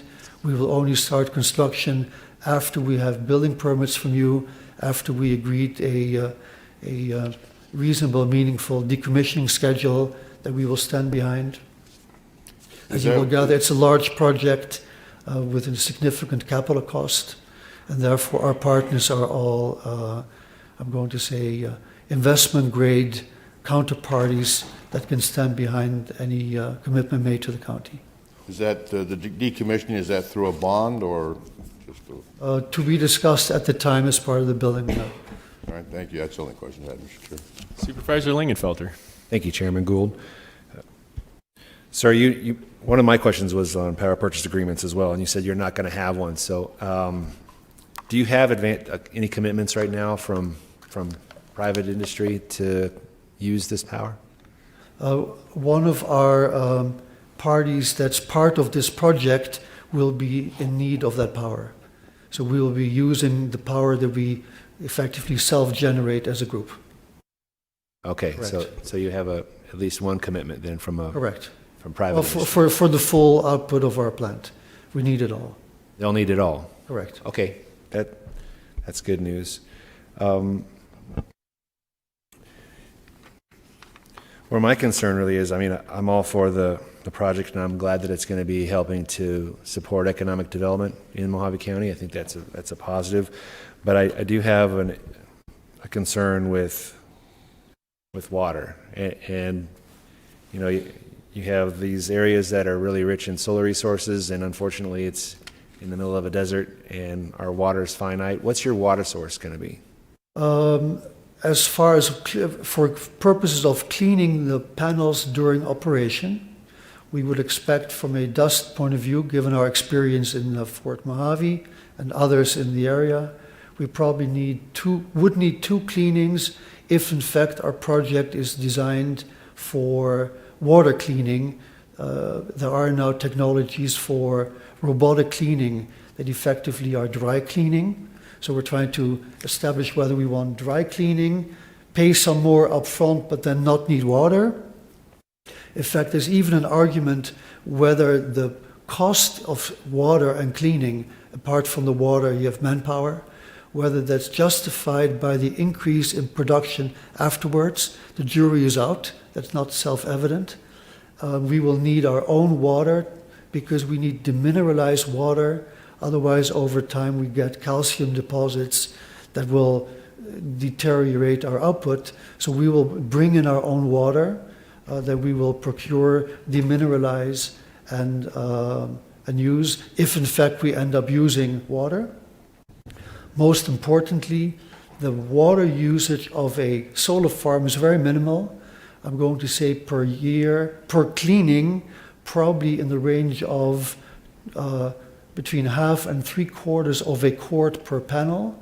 And if you annualize that and divide it by 365, that's approximately the water usage of 3 typical households. So on an average day, the entire project would consume what typically 3 households consume. Okay, I have some more questions about that. Would you drill wells or would you truck the water in? We would not drill wells. No. I'm a little confused, and maybe I can get you and perhaps staff to qualify. I reached out on the water, just trying to wrap my brain around how much water this project might use a year. And I've got a email from Mr. Gunderson. I think it's on your staff, Tim. It says that they spoke to you and that you stated you estimated that to clean the entire 200 megawatt array over the 2.5 sections, it would take about 3.3 million gallons per year, or roughly a little over 10 acre feet per year. But what you just quoted is significantly We corrected that information based on we sent a subsequent slide to Mr. Gunderson explaining the size of the project and the annual use, and it comes down to the equivalent of about 1,400 gallons per day, between 12 and 1,400, if in fact we do use water. Oh, great. And that brings me to my that next... has been superseded by a slide in the record that we sent to staff subsequently. Okay. And you're not going to be obviously taking it, you said you're going to truck it in, so it's not going to be from Correct. a well, right? Correct. Can you tell me a little bit about dry cooling? Or there is no need for cooling. The alternative to using water? A dry cooling, these would just be robotic cleaning machines that run over the panels over long arrays. They start at the beginning and they eventually get to the end, so it's a continuous cleaning process. And they use very light brushes. Right. And they capture the water, clean it, and they recycle the water. So it's of interest to us to see whether we can do this without water, which is, as a really concerned citizen, I think that's Yeah. worthwhile doing. Well, living here, I think we're all concerned Sure. citizens when it comes to water. So that's really my only concern. And I know that it's just one solar project, but I mean, there could be more. I mean, a long time ago, there was only one commercial farm, and now there's a lot. So I look very carefully at the potential for the use of our finite water resources. So hopefully the project goes the other way and doesn't use water, hopefully. But you've answered my questions. Thank you. Thank you. Supervisor Bishop. Thank you, Mr. Chairman. 2.5 sections, that's a really large solar farm, but it's in an area where it's going to have minimal impact on residential areas. So I think this is exactly where we want to support a solar farm, especially one this large. So I commend you for picking the location. There's already an existing small power plant out there. It's you pointed out the flood zone is a deterrent to residential housing. I see no reason why I should not support this. And I think the water usage is a concern for Mojave County as a whole, but the Sacramento aquifer is the most healthy aquifer that we have, and we do want to protect that health of the aquifer. But I think your explanation is adequate, that the cleaning of the panels will be minimal use of water and maybe no use of water if you go with this other. So we'll work with you because we're in the same boat. Yeah, exactly. There's only so much water to go around. So this is in my district, and I will support it. And if there's no further comments or questions. We're in public hearing. Pardon? We're in the public hearing. Okay. So once the public hearing is closed, I'll make the motion. Further questions for the applicant? Hearing none. Thank you, sir. You're welcome. Thank you. Thank you. Chairman Gold? I think I still have another. Mr. Means?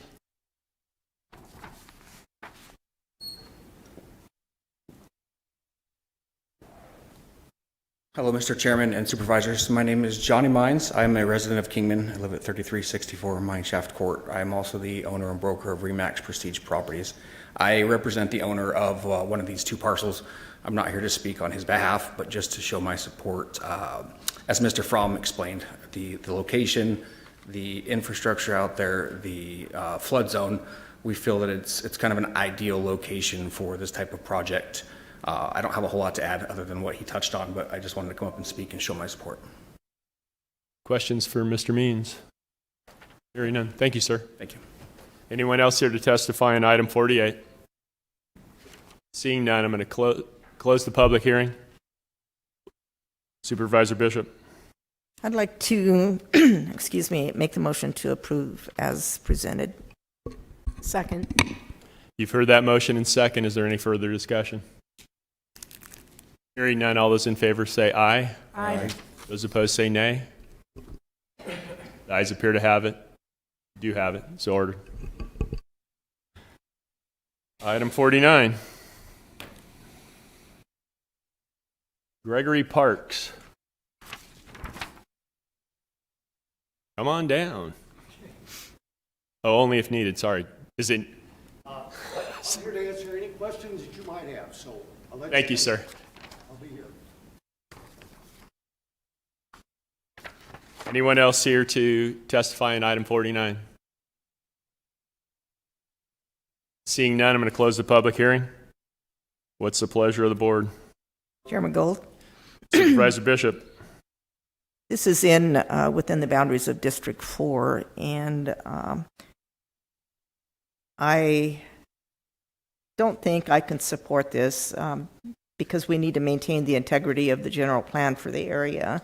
This is just off from Pierce Ferry Road, and I'm going to make a motion that we deny this to keep the commercial corridor intact as such. So that'll be my motion, is to deny. Second. You've heard that motion and second. Any further discussion? Hearing none, all those in favor say aye. Aye. Aye. Those opposed say nay. The ayes appear to have it. Do have it. So ordered. Item 50. Anyone here to testify on item 50? Seeing none, I'm going to close the public hearing. What's the will of the board? Chairman Gold? Supervisor Bishop. I think with item 49 being denied, then we can't go on with item 50 because it doesn't matter now. It's not relevant. As I look at the attorney. Yes, this is one of those items that's connected, Your Honor. Okay. So we'll take no action on 50. Item 51. Did I close the public hearing? I guess I did. Okay. Item 51. I'm going to open the public hearing. Anyone here to testify on item 51? Seeing none, I'm going to close the public hearing. What's the will of the board? Chairman Gold, motion to approve. You've heard that motion and second. Any further discussion? Hearing none, all those in favor say aye. Aye. Opposed say nay. The ayes appear to have it. Do have it. So ordered. Number 52, I'm going to open the public hearing on number 52. Ryan Thrasher. Supervisors, I'll keep this brief. I purchased the property through the tax relief sales out by me. We have 14 properties that share a well. This particular 10 acres has, in the original agreements in 91, was awarded 2 meters, and it needs to be split up before I do anything else with it, and I have to go through rezoning to do it, so that's why I'm here today. Questions for the applicant? Oh, we're in the public hearing. Yeah, you can take questions. Any questions? I'll start there. Hearing none, thank you, sir. Thank you. Anyone else care to testify on item 52? Seeing none, I'm going to close the public hearing. What's the will of the board? Chairman Gould, I'll make a motion to approve BOS Resolution 2022-030. You've heard that motion and second. Any further discussion? Hearing none, all those in favor say aye. Aye. Those opposed say nay. You guys appear to have it. Do have it. So ordered. I'm going to open the public hearing on item 53. Anyone here to testify on item 53? Hearing none, I'm going to close the public hearing on item 53. What's the will of the board?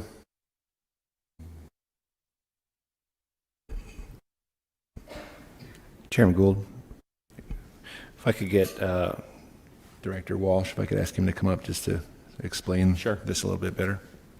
Mr. Walsh. Supervisor Langenfelter. Tim, could you just kind of go over what's going on? You bet. Supervisor Gould, Chairman Gould, Supervisor Lingenfelter, I apologize. This is basically a rezone to allow, basically to rezone the property from a 10-acre minimum agricultural residential down to a 5-acre minimum agricultural residential. As you'll see in the notice there, that a 3/4 vote is required due to the per statute, 25% of the owners oppose the rezone. 29% of the area oppose the rezone. This one's interesting.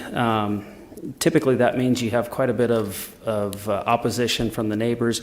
In this particular case, one neighbor owns quite a bit of land around the property, so their percentage of that overall number is greater. But this would just be basically a rezone to be able to split the property from a 10-acre down to a 5-acre minimum. Great. Thanks, Tim. Chairman Gould? Supervisor Lingenfelter. I'd like to make a motion to approve BOS Resolution number 2022-031. You've heard that motion and second. Any further discussion? Hearing none, all those in favor say aye. Aye. Aye. Those opposed say nay. The ayes appear to have it. Do have it. So ordered. Let's take a 5-minute break.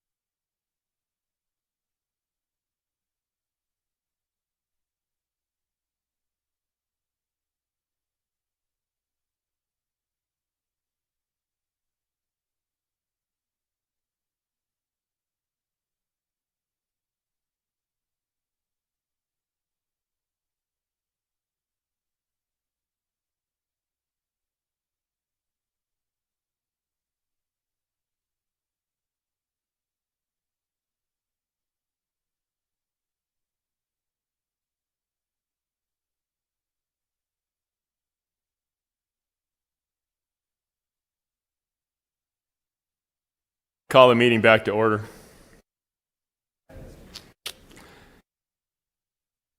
So we are on number 54. Let's see, Mr. Latosky.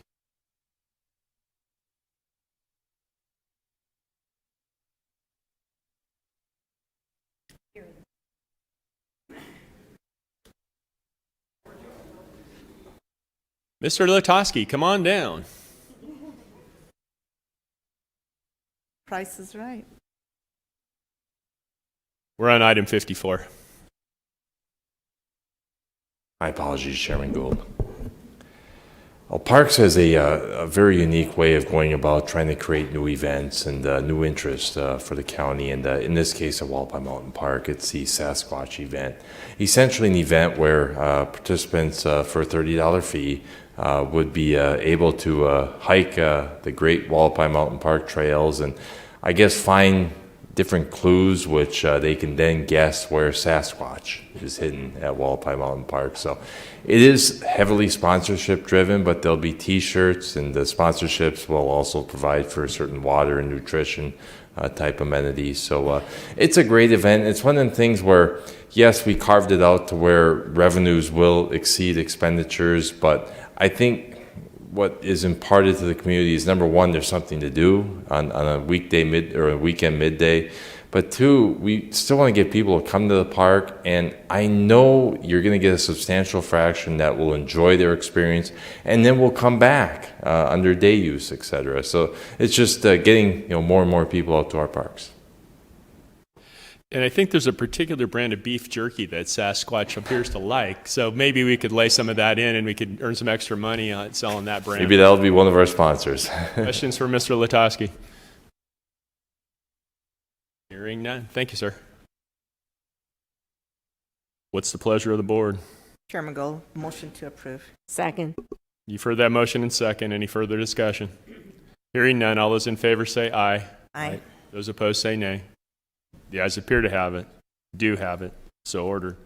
Number 55. Mr. Latosky. Oop. You have the applicant here?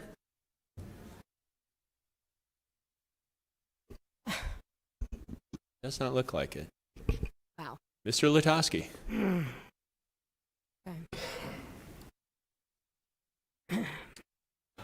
The board has considered the last couple of board meetings a proposal for an event at Davis Camp in April, and this would be the weekend prior to the Bullhead City, kind of reinvigorating the River Run concept. And so this particular event was going to use South Beach and the pavilion for basically a motorcycle-based type of a show where vendors would come and more motorcycle-based vendors. There'll also be some poker runs that come out of this event.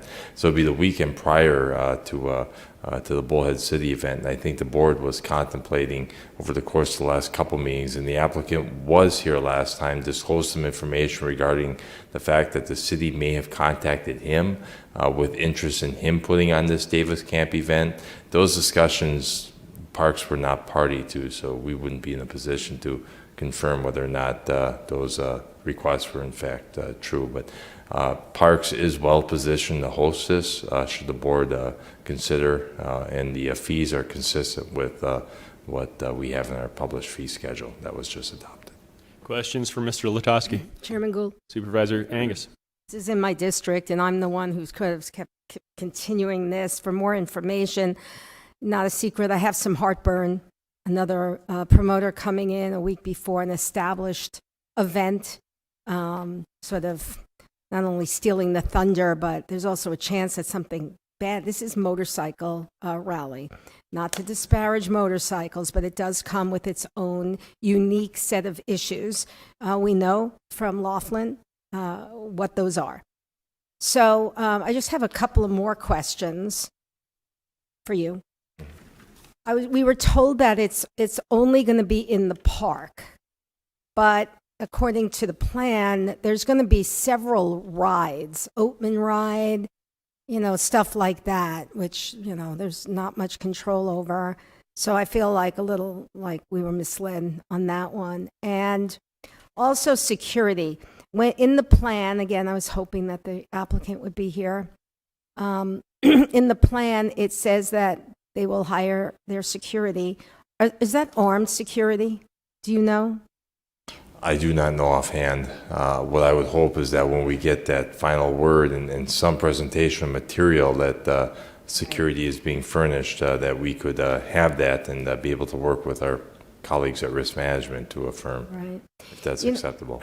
And this whole thing that happened, again, we're only here to approve leasing of the park. I'm not picking and choosing promoters, but there is an intrinsic problem with stuff like this in a community. So I have asked staff to look at adding something to the application that there has to be proof that there's no other events like this within whatever you want to say, 30 days, whatever. Because it's kind of Certainly. obvious what this is, right? Yes. And I spoke to the sheriff, and when it comes time to talk to him, he will be making requests, and so I can only approve this if those requests from the sheriff are all abided by. Okay. And they're going to be probably more stringent, again, because of the nature of this event. Understand. Okay? Smart move.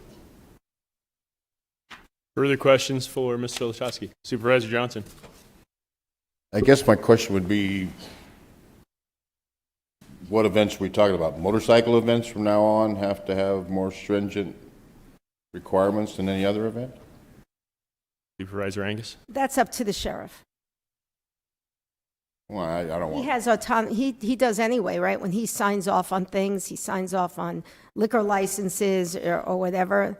That I'm leaving it up. I think, we always leave it up to the discretion of the sheriff's department anyway. We don't have a set thing. And I do think each event is different. so I'm not seeing what the difference is in what we're approving today. We're approving this event. I don't know this promoter, but I know they put events on Lake Havasu, I think Rockabilly and all those, and Right. Havasu's had no complaints with the guy, but are we is the motion just to go ahead and approve, and they have to go through the normal thing with the sheriff and everything? Well, the motion is, and again, I spoke to the sheriff about this. My motion is to approve the leasing of Davis Camp with the provision that the applicant must follow the directions that the sheriff gives him. And again, I'm not sure if that's a given. I just want to reiterate that in it, because there is all this talk about security. But again, I don't know if it's armed security. I think, in events like this, the more law enforcement, the better. And it is a motorcycle rally. One of the reasons that Laughlin doesn't hold it anymore is because of the law enforcement obligation for it. So I think it is a subject, or it's up for some concern by me and my constituents about it, because now there's going to be an entire week of motorcycles between this one and the one that's already established, all up and down Highway 95. So I had my motion. Somewhere in there. You need me to repeat it? That's up to you, but I have some comments, either now or after. Supervisor Bishop. Thank you, Chairman Gold. I think this board should not be requiring an approval based on something that has not yet occurred, that may occur, and I think we're singling out motorcycles in a discriminatory way, because people that ride motorcycles think that they're safe, and I happen to be one of those people. We've had motorcycle rallies and events for a long time in Mojave County. So, I just think it ought to follow the regular procedures for any event, approve or deny at this level, and then let the other divisions do their part as it progresses. I mean, the sheriff then can make his concerns known as it progresses. I mean, I just think we shouldn't be singling out one certain category of people or sports. Well, I think we've done that in the past, but I'll change my motion. I think Supervisor Lingenfelter had a comment. Yeah. Is there anyone from the sheriff's office that can speak on items? Because from what I know, I mean, if it's on county property, they have to comply with everything that you guys need if you guys need anything anyways, no matter what it is. Is that right? Chairman Gould, Supervisor Lingenfelter. This specific event, we're not opposed to this event. However, we do believe that there needs to be a law enforcement presence. So that's our input on this event specifically. I don't know if that answers your question, Supervisor Lingenfelter. Yeah, what kind of things are you guys asking for? Are you able to talk about that? Well, we'll definitely have a presence within Davis Camp as far as deputies. I have not seen this application, so I don't even know what it looks like. But we would require the promoter to pay our off-duty rate to fund these positions in Davis Camp. All right, thank you. Any further questions for the Sheriff's Department? Thank you, sir. Yep. Supervisor Angus. Okay, I'll revise my motion that we approve this item. Second. You've heard that motion and second. Any further discussion? Hearing none, all those in favor say aye. Aye. Aye. Those opposed say nay. The ayes appear to have it. Do have it. So ordered. Item 56. Mr. Latosky.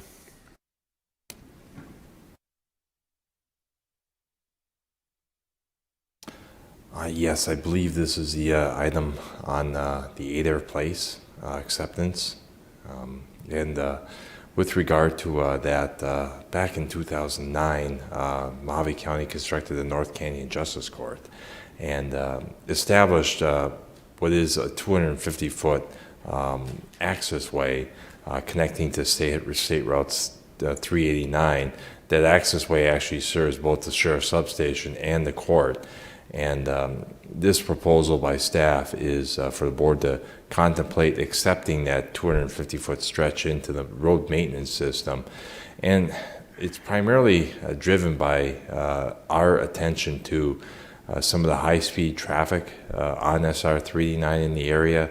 So we're currently partnering with ADOT and may contemplate putting some traffic control devices, namely speed limit feedback signs, just to make motorists aware of the activity in and around that driveway. So having that road in the maintenance system kind of creates a tangible HERF expenditure if there is some cost involved for the county to participate. Questions for Mr. Latosky? Supervisor Lingenfelter. Thank you, Chairman Gould. I can certainly say that with the tourism activity and they've got all sorts of little developments going up in support of tourism. The traffic on that road certainly gotten a lot more. So I appreciate you bringing this item forward. Thank you. And working with ADOT on safety and mobility in that area. Thank you.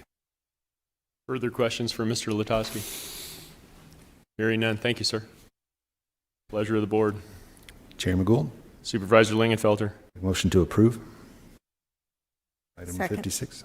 You've heard that motion in second. Is there any further discussion?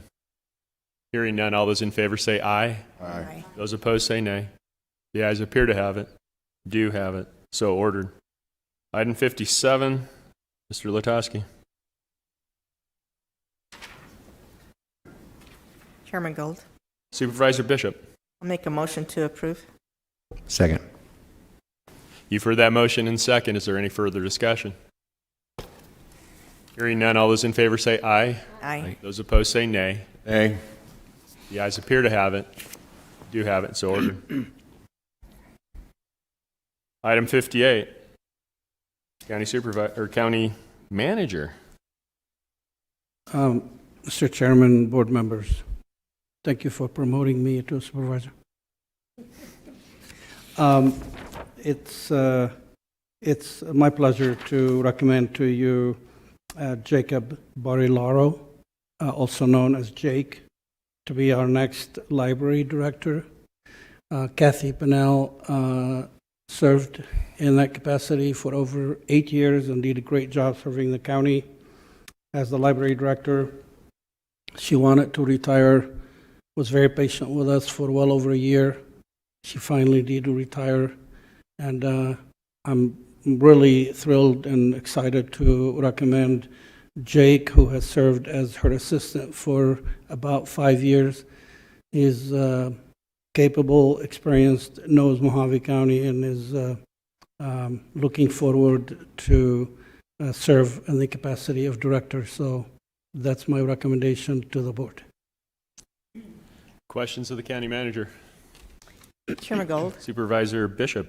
I don't have any questions, but I think it would be nice to meet Jake in person, have him introduce himself to us. Especially since I kind of threatened him that I was going to do this, but I won't require a speech at all, but it's nice to have a personality to go with the name. Sure, I think you said it was a 10-minute speech I was supposed to prepare for. Yes, that was my threat, but and the county manager said 15 seconds, so we'll go ahead and go with the We haven't shorter of the voted two. on this yet, have we? So my name's Jake Barillero. I have served for about 5 years as the assistant director. I've worked very closely with Director Pennell to make this transition as smooth as possible. Before that, I worked for Riverside County. I was a zone manager, which was in charge of 10 libraries, a bookmobile, and a museum. So I have a great deal of experience managing libraries. I also have the proper education to do this job. And we have a really good team, good facilities, and a lot of work ahead of us. So I'm more than happy to answer any questions you have. Thank you, Jake. Thank you. Any questions? Thank you, sir. Thank you. Congratulations, Jake. Pleasure of the board. I make a motion that we approve. Second. You've heard that motion in second. Is there any further discussion? Hearing none, all those in favor say aye. Aye. Those opposed say nay. The ayes appear to have it. Do have it. So ordered. Item 59. County manager. Mr. Chairman and board members, we started programming projects last year out of the first tranche of the ARPA funds with the understanding that the Treasury had provided us a set of interim rules and guidelines to operate with while they finalize the rules, and we anticipated all along that at some point they would provide a final set of rules for us to be guided by. They have indeed come out with a final set of rules. In some ways, it has expanded and substantially in a way that makes it more flexible for governing bodies to allocate these funds.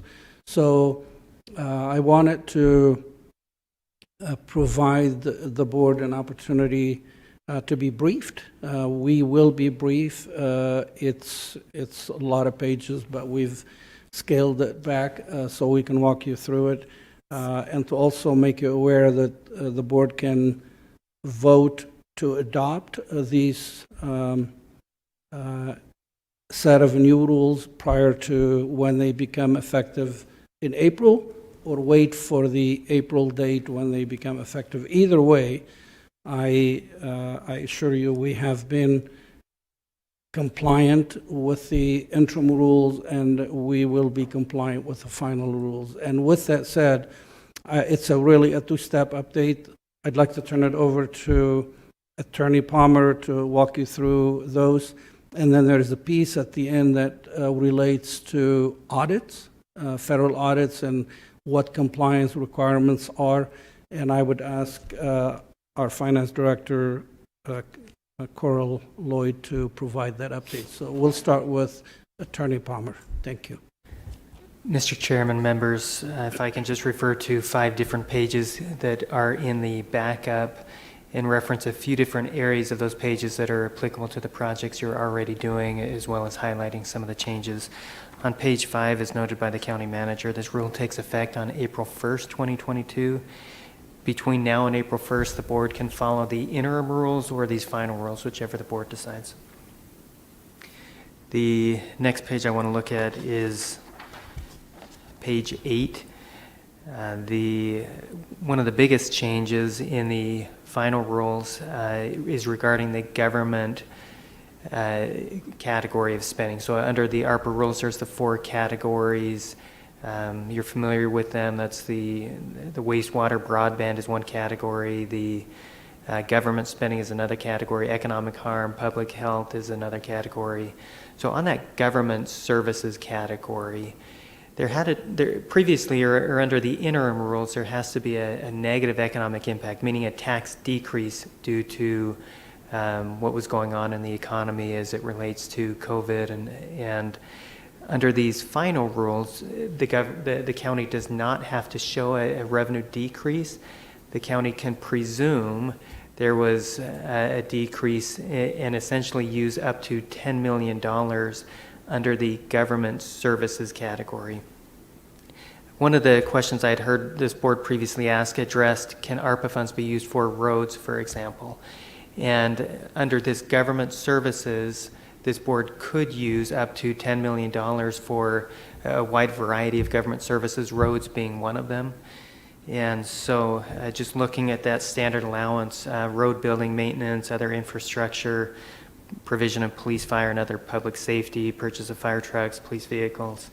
And so those are things that this board perhaps could not have done under the interim rules, but can do under the final rules. Certainly with the allocation approaches with the board currently following this allocation, if the board does not decide to change that, the way it's doing that, then there may be some competing for dollars, right? If it can't be 10 million for district, it's 10 million combined for the county.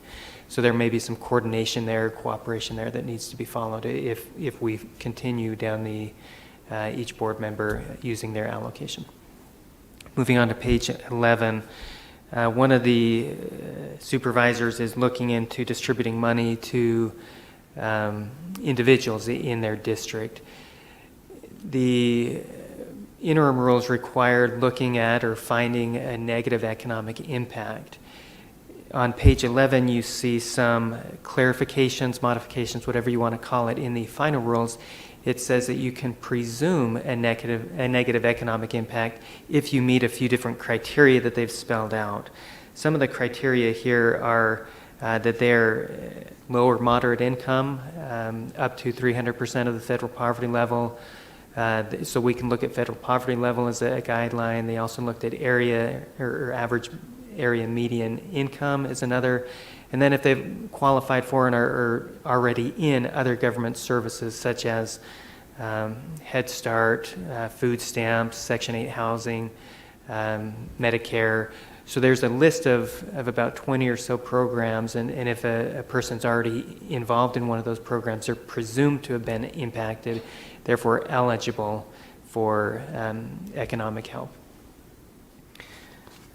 Moving over to page 17, one of the areas that this board has already approved spending on is infrastructure type things, water related being one of the areas we've looked at or this board has looked at.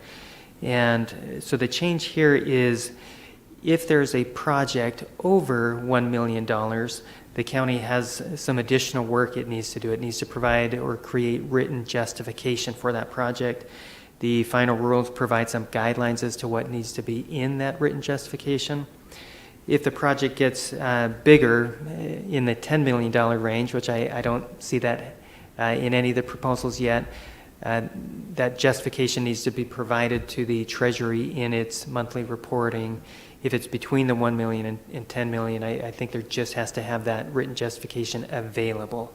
So it may be requested, but it's not required to be submitted at this time.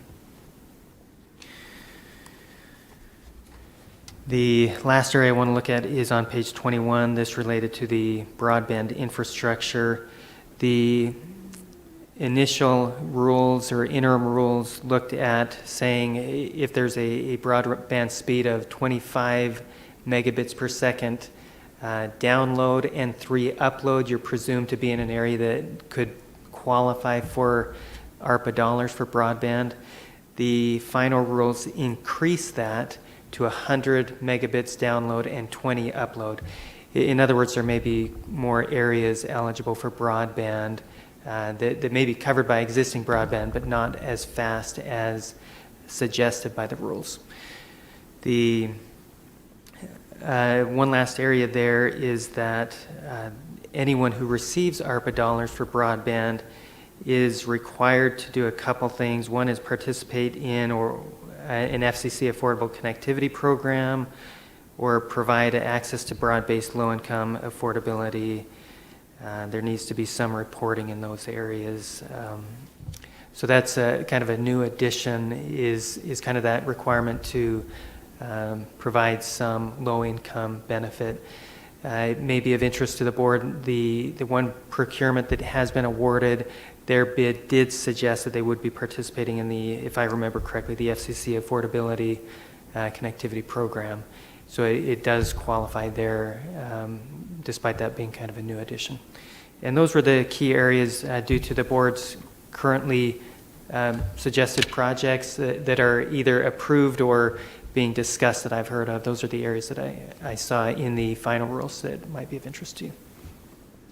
Mr. Chairman and board members, before I turn it over to Coral, I would also like to confirm that under both the initial rules and the final rules, those funds cannot be used for debt service or pension payments. If you recall, we shared that with you early on. That did not change in the final rule, so it remains the same. And with that, Coral, would you please go ahead and cover your part of it? Good morning, board members, Chairman Gould and County Manager Elters. Just to get directly to the point, part of the guidance requires that any of the recipients that receive more than $750,000 in federal funds will be subject to the features and the work related to filing a single audit.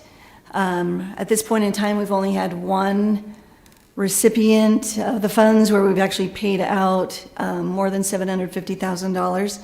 That was the first project entered into, excuse me, with West Care. They already do file a single audit report, so they are in compliance. Excuse me. But that's just to bring to your attention that there will be additional costs on each of those items if they receive a large amount of funding. Questions for Coral? Thank you, ma'am. Okay, thank you. County Manager. Mr. Chairman, board members, that really concludes the update and the report.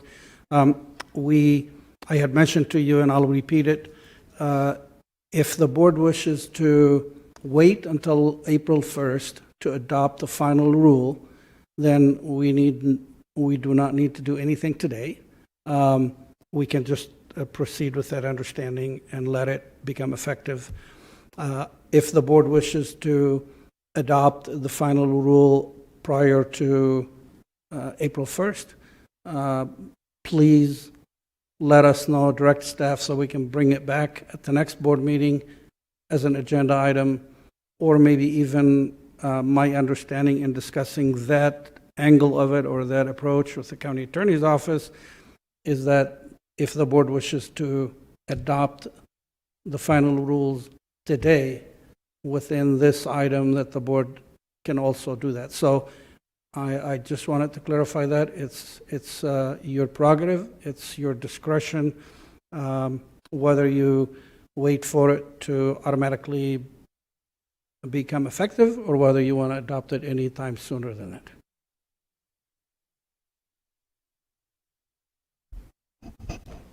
Discussion. Chairman Gold. Supervisor Bishop.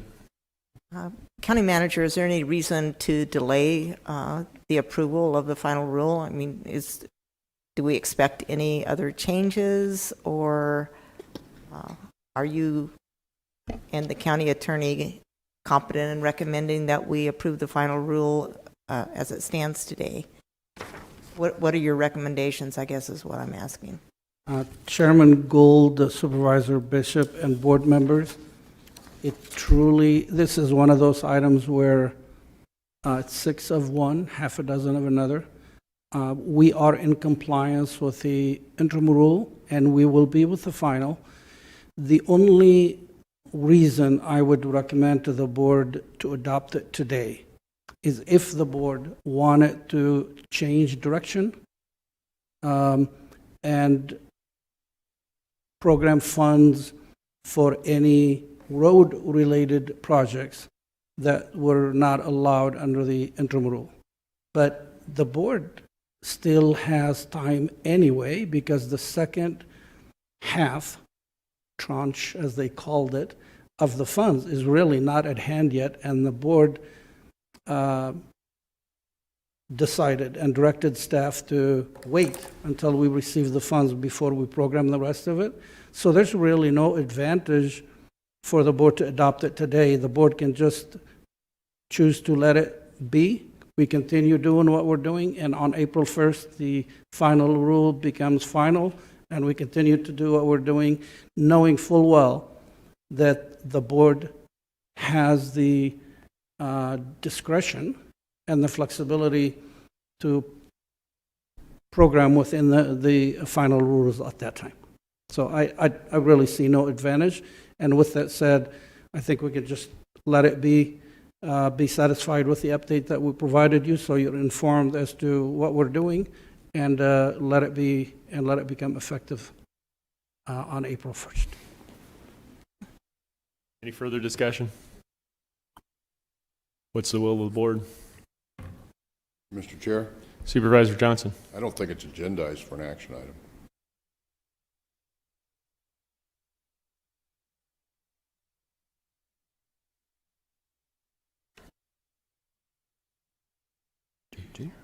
Okay, with no further discussion, we'll move on. Didn't I have still access to address that agenda item? Sure, come on up. We'll give you 3 minutes. I understand you guys are doing a good job, in your opinion, and of looking out for our fiduciary interests and who wants to turn away free money, right? I mean, no one wants to turn away free money. I don't know anyone who didn't cash their stimulus check. The only thing I would say is I urge you all very strongly, I urge you very strongly. I don't have access to that book. Please read through it very carefully. Read between the lines and try and ascertain if anything in there, because I can almost certainly tell you that in all these things, nobody gives away free money without strings. And so there's always strings, and we need to find out what those strings are, and if any of those strings would jeopardize our liberties and freedoms and our constitutional rights and common decency that human beings be allowed to exist without government mandates and things like that, that you go through this and all these contracts that are under ARPA with a fine-tooth comb, and please try and make sure that you're not signing away our liberties in approving these because there's free money for roads or free money for health care or free money for anything else, including free money to give us. If there's no strings attached, hey, take the money. Who wants it to go back to, California or some other place they might direct it to? But in any case, please look out for our interests. Look out for your interests. Nobody is paying enough attention, in my opinion. Thank you very much. You get your name for the record? Yes, Stephen Lee, Bullhead City. Thank you, sir. Chairman Gould? Supervisor Angus. I believe that when the first round came, we asked the county attorney's office to really, like Mr. Lee asked for, to go through this with a fine-tooth comb to make sure that it did not obligate us to anything that we as Mojave County would not agree with. And that was done, correct? Mr. Chair and Supervisor Angus, yes, I read the 200-page interim rules, I think at least 6 times. I mean, several times. I've read the final rules, the 400-plus pages, once, and kind of gone through highlighted notes several times as well. Okay, and when we get this second batch of money, I'm sure there'll be like some more wording that comes with it, and I'm sure you'll do the same thing that we requested. Mr. Chair, Supervisor, yes. Okay, I hope that puts people's mind at ease. Karen Vanderjack.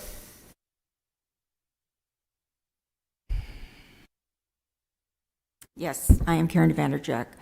Concerning this money, I'm assuming it's already agreed that you're going to agree to take it. The only thing, if you're going to take the money, give it back to the people. That's the only solution. The money's out there, okay, give it back to the people. That's the only solution to this dilemma. It's not play money for you to figure out what you can do in your district. I happen to be in District 5, so I am glad that my supervisor is looking to give the money back. So if we have to take it, at least give it back. But if there was any way not to take it, yeah, just like Stephen Lee mentioned, yeah, we all got stimulus money, we cash a check. It'd be foolish, let everybody cash a check and I don't cash the check. So that's my 2 cents. Come on down. Let me get your name again for the record. Thank you. Sarah Jones, Lake Havasu City. Excuse me. So taking the money doesn't make sense. It's COVID relief money, right? So what does that have to do with broadband or fixing roads? That's not relieving anything that was COVID related. I hope that you guys just go ahead and return the money. Don't accept any more of it. The money that you have already received, go ahead and send it back to your constituents like Karen and Stephen were just saying, because it's wrong and it's clearly it's blood money and there are strings attached. We have rules, whatnot, of what you can or can't do and how much you can do it for. That is more government involvement that you guys really were counting on you to keep us out of that kind of mess.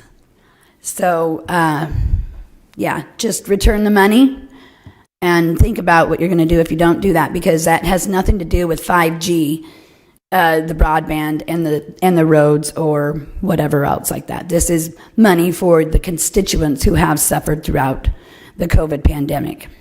All right, thanks. Thank you, ma'am.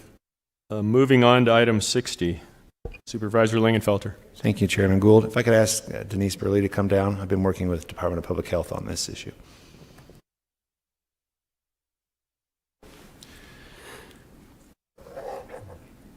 Denise, if you want to, I'm not sure if you have anybody on the line.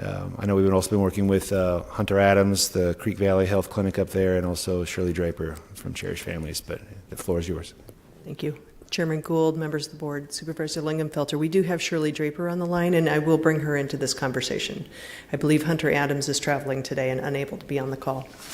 So just for some reference here, this is a collaboration between the community of Short Creek and communities, actually, that form Short Creek, Supervisor Lingenfelter's District 1 and some of his ARPA funds, and Care First Arizona. And the funding for this will be used to pay for a RARE assessment, which is a rapid assessment response evaluation. That's what happens when you don't say acronyms quite enough. Spell them out. But this is an asset-based approach, which is really focusing on the strengths of the community and not looking at deficits per se, which is a much more positive way to move forward. Basically, it values the different views, different cultures, and different traits, and therefore it takes a positive approach to looking at some of the issues that the community faces, in addition to how they, as a community, want to move forward to solve those types of issues, whether or not those be socioeconomic, mental health, physical health, or any other issues that they're looking at. Public health will certainly benefit from this as far as the data goes. In addition to, we will likely have a role in working with the community on some of the strategies that they identified. But the idea here is it's a community-driven, community-based approach. So the staff that will be trained to perform the assessment, those are going to be local residents. It's not going to be our staff. It's not going to be government staff in any way, shape, or form. The idea is to bring people from the community into this project, and they'll actually do the work. And then in the end, we will have a final action plan, and that action plan will be the community's action plan. They'll be moving that forward and identifying the way they want to approach some of the work that's ahead of them. And I have Shirley Draper, who's the Executive Director for Cherished Families up in that region, and I think we've got her on, there we go. We've got her up on the screen. So Shirley, you want to jump in? Yes, thank you so much, Director Burley, and I really appreciate this time for the Board of Supervisors to talk about this. I will just say, I know that everyone knows that this community has long been isolated from mainstream, and there have been some very poor outcomes, and not the least of which was Warren Jeffs being able to rise to power and really destroy so many of the social structures of the community, as well as the educational levels, and create a lot of poverty and all kinds of things. But so this is the first time, really, because there have been so many changes in the community. This is the first time that I think we have an opportunity to really assess the community and see where we stand, and not just make estimates, and then see how we can move forward and begin to attenuate some of those struggles. And there's a golden window of opportunity right now where with the Department of Justice actions and the UEP Trust having been reformulated, that this community could really become an economic powerhouse in the region if the right interventions are applied at the right time. And so I feel like this is a really important first step in this trajectory change for our community. Great. Thank you, Shirley. I have a question for her. Why does she call it Short Creek area? You want to go ahead, Shirley?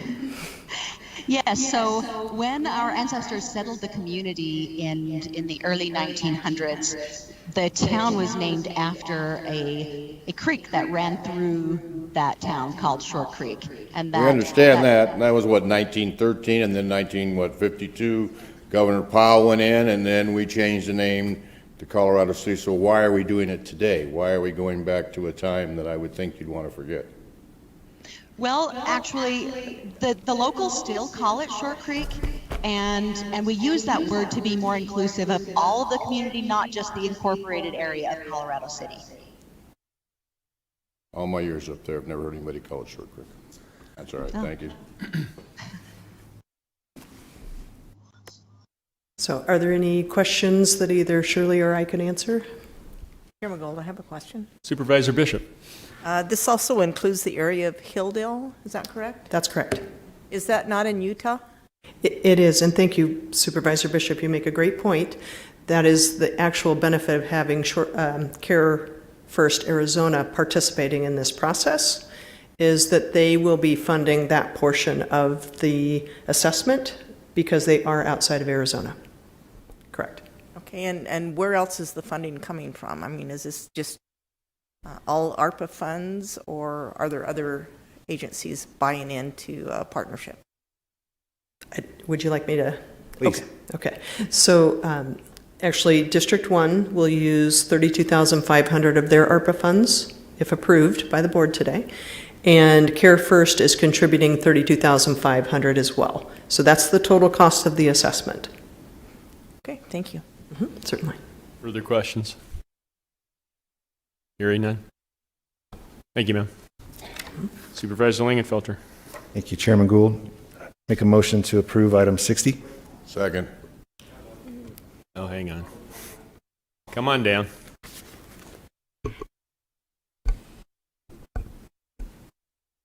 I feel this is a perfect example of what sounds like Agenda 2030, New World Order, Central, Hillary Clinton, it takes a village. type planning, intervention. I don't know Denise Burley personally, but I think that a lot of the aspects and power that we've given, and with all this federal money coming in to our health department, is not serving the health or interests of our community. That's my opinion. I don't have a lot of details on this project, but from what it sounds like on the surface, I strongly, strongly oppose it. Thank you very much. Let me get your name again for the record. Sir? Let me get your name again. Yeah, Stephen Lee, Bullhead City. Thank you. Supervisor Lingenfelter. Thank you, Chairman Gould. I'd make a motion to approve item number 60. Second.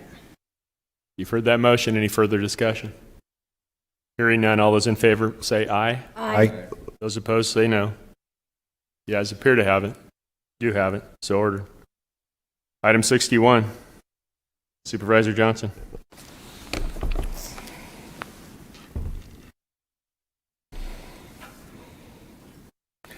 As we all were made aware of through emails, we had a failure of a septic tank failure in one of our areas. Brought to my attention that while Public Works might have been, or the Health Department, whatever department it's under now, might think that they're doing a good job by spending county funds to go in and clean this mess up, I think we overstepped our bounds, and I think the board needs to make a decision where it wants to come in and clean up a problem that the owners don't want to do. If we're going to do that, then we should be shutting off the water so that the problem doesn't continue to go on and on. I think it was a misuse of county funds on this. What I'm trying to say is they had a problem where the sewage is leaking, so obviously the county needs to go out. We get there, we say, hey, you got to get this straightened up. From the information that we received, they refused. So we pumped it out, which probably should have been done. That's what the health department does. But at the same time, we told them either you fix it or we shut your water off so we don't continue to have a septic leak. We never shut the water off, but we expended the monies to go ahead and do the cleanup. I don't think that's right to be using our taxpayer dollars to run somebody's private business. Chairman Gould, Supervisor Angus. are we legally allowed to shut water off? Aren't there laws that protect people's from their water being shut off? Yeah, we can go, well, the attorney can jump in, but we can go to the city and say, hey, we have a sewage spill that's going on, and as long as you continue to allow them to pump water in there, it's going to, continue to pollute the area. So yeah, we can. Maybe the attorney can jump in more if he wants to. I'd have to look into it further, but as Supervisor Johnson has explained, there is a time and a place where it can be done and with proper notice and things like that. But for details, I'd have to provide that later. Chairman Gould? Supervisor Angus. As I understand it, we're going to be reimbursed for it. Well, we've set it up where we can, just what they've told me, where they'll either reimburse us or we put a lien against their property. My concern is it is their property. These people own these places. They rent them out. They refused to take care of the problem they had. Now, I as a taxpayer and you as a taxpayer had to use our money to run their business, and with no consequences to them, and maybe they'll pay us back or maybe we'll have to put a lien. I don't think it's fair to the taxpayer to be fronting a bill for a business, or to a private owner for that matter. Was it also an environmental issue too? Is there, again, were we forced to go in there and do something as it was becoming more and more of an environmental hazard? Why don't we call Mr. Walsh up and let him give us an overview? Chairman Gould, Supervisors, thank you. I guess just to clear the name of Public Health and Public Works, Development Services took lead on this one, so I'll give them a little clearance there. This particular issue, we were notified of an issue, an environmental nuisance due to a leaking septic tank. in Bullhead City, it's the Miracle View condominiums. Once we identified the problem, just as has been mentioned, we took action. We issued a 24-hour abatement notice on Thursday, January 20th. That abatement notice basically says you have to fix this problem, otherwise we're going to fix the problem for you. Due to notification, we posted the property, but then we also sent certified mail to all the property owners. This particular complex, a number of the homes there or condominiums are owned by somebody that doesn't live there. They're basically rented out. So we issued that notice on Thursday, wanting to ensure that those letters were received by the owners and they had an opportunity to abate. We went back out on Monday and Tuesday of the next week and saw that some effort was made. They had gone in and done some work, but the nuisance did still exist. So because sufficient work hadn't been done in order to completely abate the nuisance, on Wednesday, the 26th, we contracted with a septic provider to come out and completely abate the issue. They pumped the tanks, they pumped whatever effluent was left on the surface, and did some minor modification to the tanks in order to allow for storage there. Through this, we had been in communication with the and this was kind of a complex issue, identifying who really was the responsible party on it. There is one group that has identified themselves as the complex manager, and that's who we've been working with. So as I mentioned, on Wednesday we pumped the tanks, and then we indicated that if we didn't have that we would be monitoring the situation, and if the effluent continued to surface, we would be shutting the water off. We issued a notice to all as Supervisor Johnson mentioned, issued a notice to all the property owners and the residents that the water would be shut off on Friday if the problem was not abated. We were able to see from Wednesday when we made our changes till Friday when we inspected and had worked with the city of Bullhead to shut the water off. We were able to see that the work we had done provided sufficient capacity in order to allow for a continual pumping of the system. And we notified the complex manager that he must take significant care in maintaining that no effluent leaves that system. We had an inspector out during the weekend to ensure that was the case, and we've been monitoring it since. No effluent has left the septic tank since that time. Regarding the cost, it cost us to hire the contractor to go pump the tank. It was roughly around $2,500. Then our fees on top of that, we sent an invoice to the complex manager for $2,872 last week. So we sent the invoice last week and are working with the attorney's office. We issued, in our invoice, we said that payment is due upon receipt. We've not received that yet, but we will be working with the county attorney's office, as mentioned, to lien the property or do whatever we need to in order to recoup those funds. I don't know if that answered the question or just provide a brief summary, but I'd be happy to answer any questions. Really, one of the factors in pursuing this case, as I mentioned, a good number of the residences there are renters. They're not the owner of the property. So one of the factors that we had to balance in all of this was the renters who have no responsibility for the system versus the owners who do that aren't on site.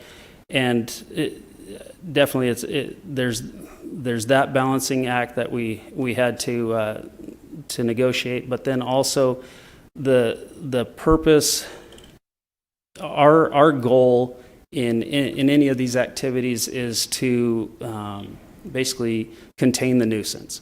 So that's why we took action on Wednesday to go out and pump the tank, pump the effluent that was on the ground, and to do the modifications to create the storage in the tank. Yes, please. Forgive me for interrupting you. The solution you described is an interim solution. So Correct. as of today, no raw sewer is surfacing, and we have an interim solution in place. That's Is that a permanent solution that the city is involved with that you want to cover and share with the board? Thank you, County Manager. That is correct. In discussions with the city of Bullhead last week, they have indicated that they are in the process of procuring a civil engineer to design a sewer line extension that will extend up to the property and actually connect to this complex. Their plan is to make that connection, and then they as well are, my understanding is, would be leaning the property. So we are working with them to accomplish that as well. Thank you. Questions for Mr. Walsh? Mr. Chairman. Supervisor Johnson. So it looks like if the city comes up and goes in, now, we're going to probably have to put a lien on the property if we don't get paid. And we're way down on the lien list. I guess just for the, and you explained it, but your explanation, I understand you want to be a good guy. What you're saying is if Supervisor Angus rents from me and you go over there and the septic tank fails, you're going to give Supervisor Angus a break because she's a renter. But Supervisor Gould, who owns his own house, his septic tank fails, we're just going to shut Supervisor Gould down. See, I think it's a double standard. I think we're spending county tax dollars. It's just I just think it's not the way we spend money. We don't have that authority to spend money on another business. That's why I brought it forward to see what the board thought. Sure. Chairman Gould, if I may, Supervisor Walsh. Johnson. So in that scenario, as a county, we have a responsibility to abate the nuisance. So we, if there's sewage on the ground, we had to spend the money to clean up that environmental nuisance. But I do take your point that it shouldn't be a double standard. It's if there's a nuisance, we address the nuisance, we abate that nuisance. In this specific case, as I mentioned in our time frame, there wasn't a lot of, while on the face, I agree with you completely. It looks like, okay, you issued a 24-hour on Thursday. We weren't close to shutting the water off until the following Friday, and in the end, we didn't shut the water off. But the steps in between, ultimately, we issued the notice on Thursday, had to allow for sufficient time for that notice to be received, and then provide that 24-hour after that. Which is Monday and Tuesday, we monitored the system and continued to see it. On Wednesday, we abated the issue. Now, the question of whether or not needing to shut the water off was required, that came after we monitored the system after our work there to see if the nuisance would return. If the nuisance returned, we were prepared to shut the water off on Friday. But what day did you pump it? On Wednesday. So we had an environmental complaint on Thursday. We issued our, And we come up and give them a 24-hour notice that we're going to shut off the water if they don't correct it. Next Wednesday, this environmental hazard's been going for a whole week now, and now we get around to pumping it. And the only reason it's not overflooding now is because it's been pumped down and it's able to store sewage in it. I guess that's mine. I mean, as all responsible landowners who sit up here on the board, we all own land, we all have had rental properties. Our people have no problem getting a hold of us if the garbage disposal breaks or anything else. So the idea that the owners couldn't be notified and they should have come out and immediately taken care of this. And my thing is, we take care of the environmental issue. If the homeowner doesn't respond, then we take up the steps that we need to of shutting off the water if we're going to start using our funds. That was all. That's the reason I brought it up, but I'm done. Further questions for Mr. Walsh? Supervisor Gould. Supervisor Bishop. Or Chairman. Supervisor Johnson's brought up some good points. Do we need to develop a policy on how to handle this going forward? similar situations? I mean, would that help the county as far as our liability and our responsibility? Mr. Walsh, what's the timeline from state statute? Chairman Gould, Supervisor Bishop, basically state statute allows for a 24-hour abatement. So once we receive the notice, or once we receive it and we confirm that there is a nuisance there, through state statute, we issue a 24-hour abatement notice. And that gives the property owner, upon receipt, 24 hours to abate the issue, and then provides us the ability to abate it if they either haven't or chosen not to. So on a multifamily property, does that require that you notice all the property owners? In this case, we did. I would assume, yeah. Basically, we need to notify whoever will be affected by the abatement that we do. So in this case, we have 35 properties that are contributing to this septic tank or this septic system. If we're going to shut the water off to those 35, we need to notify them that you're creating an environmental nuisance, and if you do not abate it, we will. And part of that abatement. Is there an operator's permit for that septic system? For that specific one, there's not. Okay, so that's a residential system, so it doesn't require an operator. Correct. Somebody to actually be the designated operator. That's correct. Okay. Anybody else have questions? Mr. Walsh? Chairman Gould? Supervisor Lingenfelter? A question or rather a clarification for Supervisor Johnson. As I read your item, it's only asking staff to look at the item and come back in 30 days with possibly some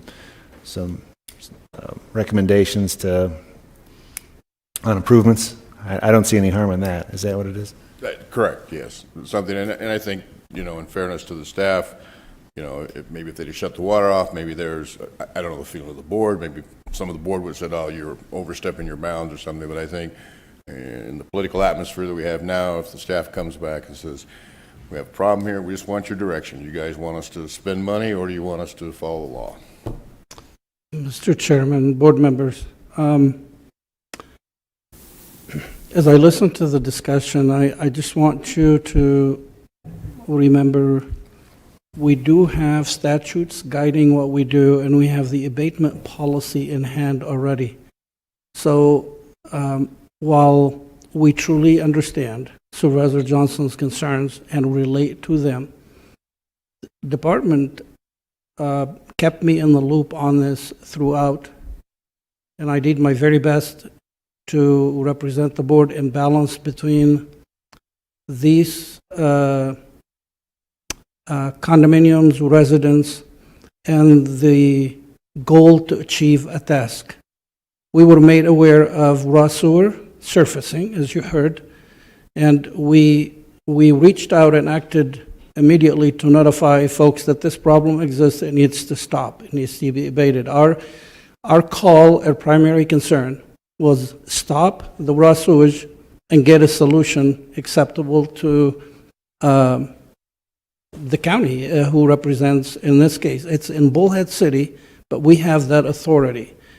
So to complicate the situation, the condominium has multiple owners and multiple residents. Some of them own and some are renting. The system is on a piece of property that is owned separately, which complicated that matter. We reached out to the city of Bullhead to coordinate with them throughout. But the goal, first and foremost, was stop the raw sewage surfacing and allow for time to figure out what the next step is. The goal was an ultimate solution that really stopped it, that solved the problem in once and for all. We were hesitant, and I'd be the first one to admit to you, like I said, I was involved, kept me in the loop. I wanted to explore options that are effective in stopping the sewage surfacing, but at the same time not shedding water to, I don't know how many people were in those complex apartments, those condominiums. I don't know if they were 10 or 30 or 50. We had no way of knowing in that short time. We did not know if there were pets. And so just shutting water to where people could not wash, cook, do whatever it is they do with it was just a last resort, and if we could achieve a resolution short of that, that's what we were after. So we know we have the abatement policy that the board had already approved years ago, where we could abate, invoice, get our money back, and or put a lien on the property. We believe that the property is worth a lot more than the money we were spending, and we would have a good chance of recouping those dollars. So we really acted in good faith. We wanted a resolution. We did not shut the water off in 24 hours. So, if you ask us to go back and look at the policy and come back with a recommendation, I don't know what else we would come back with other than we have a policy in hand, the board approved, that says we shall abate when there is public nuisance, and that's, we did here, but we did not shut the water off, and we understand your concern, Supervisor Johnson. We honestly take it to heart that there was a period of time between when we were notified and what the problem was solved, but those are the reasons that the complexity, different residents owning, living in them, being impacted by the water shut off, different owner of the parcel. The city of Bullhead was involved because they're the water provider. I mean, we just had a number of complexities, and if the board directive is apply the policy as you have it with no discretion, we can do that. The policy does say we issue a 24-hour abatement notice. If they don't abate it in 24 hours, we step in and abate. In the way I understanding, it says the county will step in and abate it, but it doesn't say the county has to stop the problem in 12 hours, 24 hours, or 36 hours. So we thought by the abatement effort that we made as a county created enough capacity so the problem ceased for a period of time to give us a chance to come up with a solution. So we had an interim solution of stopping the sewage surfacing, and then a now permanent solution that the city of Bullhead is going to work on. I stop here, and if you'd like us to, because we do have a policy, we can revisit and come back to you, the board, with it. But I think the policy is pretty clear. We used some discretion in applying it. And I don't know if you want us to not have any discretion, then we can do that too. Thank you. Mr. Chair. Supervisor Johnson. I think maybe still the timeline, we all understand what the problem is. But to be clear, we all got the information, and it was very thorough information, and we all followed it with the county manager and Director Walsh were doing. Like I said, my problem came when people refused to act. It's a week later, and now we're expending county funds and not shutting the water down. That's my problem. If we're going to use taxpayers' money, then we use the full extent of the law. We don't just say, well, we're going to fix it for you, and maybe you'll pay us back later. We'll put a lien on your property. 35 units there, it's not my problem. That's their problem. So I still, if you're willing to send it back to them to see if they can come back with saying, hey, either we enforce it or we don't. I don't care. Further comments? Mr. Walsh, is there no management company for this property owners association? Chairman Gould, we had a hard time identifying a specific management company. To my understanding, there's a couple of owners that own quite a few of the condominiums there, and they have a manager themselves. One of them in particular that we've been working with, I believe, has a good majority of them. But a specific HOA and management company, it wasn't real clear to us as we got into this. But we do have one that has accepted basically responsibility, and we've been working with him on trying to basically correct the issue. And the septic tank and leach field are on a different parcel owned by different people? So the development, initially it was owned by the same person. So the same person owned the condominiums as the parcel that the septic tank was on. But as he sold those condominiums off, they became a separate parcel from where the septic tank is located. So the original developer owns the parcel that the septic tank is on? That's correct. Interesting. That's a head scratcher. It's pretty complex. It was interesting trying to dig through all the weeds on this one, trying to find who to talk to. No doubt. Thank you, sir. What's the pleasure of the board? I don't know if there's any interest from the board or not, but I'd make a motion to have staff just review the discretionary procedures involved with the septic issue and bring it back in 30 days for board discussion. I'll second that. I'm sorry, can you repeat that? I didn't hear you. Madam Clerk?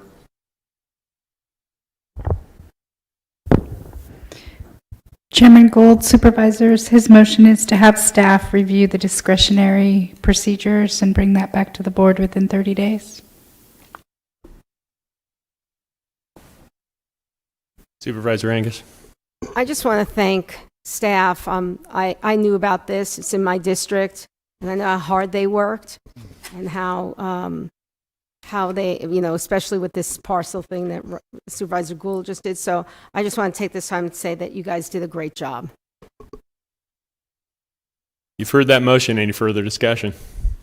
Hearing none, all those in favor say aye. Aye. Aye. Aye. Those opposed say nay. The ayes appear to have it. Do have it. So ordered. Item 62. This is my item.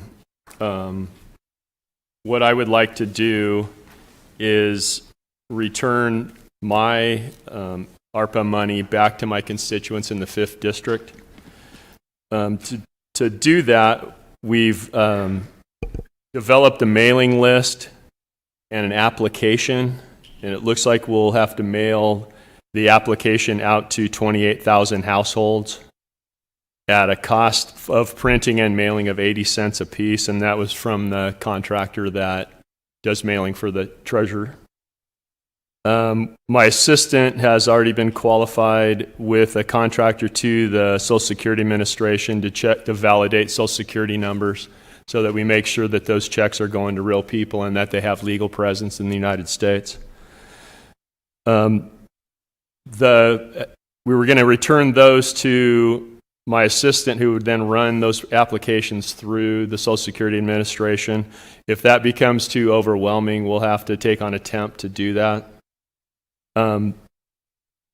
Then I have not received a price from finance on the actual cost to cut the checks and mail those back out. What I envision happening is, I don't envision that everyone will apply. Some people will decide they don't want any part of this money and won't apply. Some people will decide that $165 a person is not worth their time to do it. Some will want it. And I believe that the new rules have even expanded the ability to do this more so than existed under the preliminary rules. But that is what I would like to do. I feel that people have been harmed by the government's response to the COVID pandemic, and that people have been monetarily harmed. And one of the goals of the plan from the federal government was to alleviate the financial harm that was done to households, and I believe that this does it.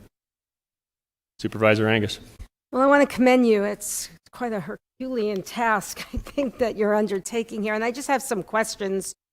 How do you decide? I mean, you get these applications, and now who makes the decision that it is COVID related? One. And I looked at your application, and there's room for, so is it the people or the whole family? Does each child get the money?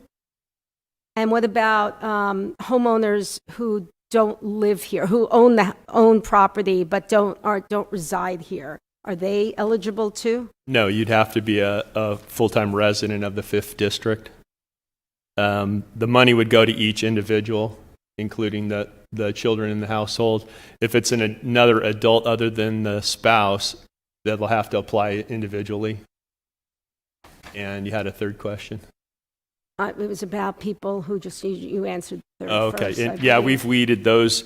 If how we weeded those out was how if your tax bill goes to another address that's out of state, then you are not you're most likely not a resident of the fifth district. For renters, how do you know how long they've been living here? I mean, if I move into your district tomorrow, can I apply? There's a deadline of June 30th to apply. So as long as they're a resident by the deadline, then that would be sufficient. And what if more people apply than you have enough money for? There's not enough people. Due to the census, there's not that many people. We'll see. Yeah. See whether the census or would be a census check.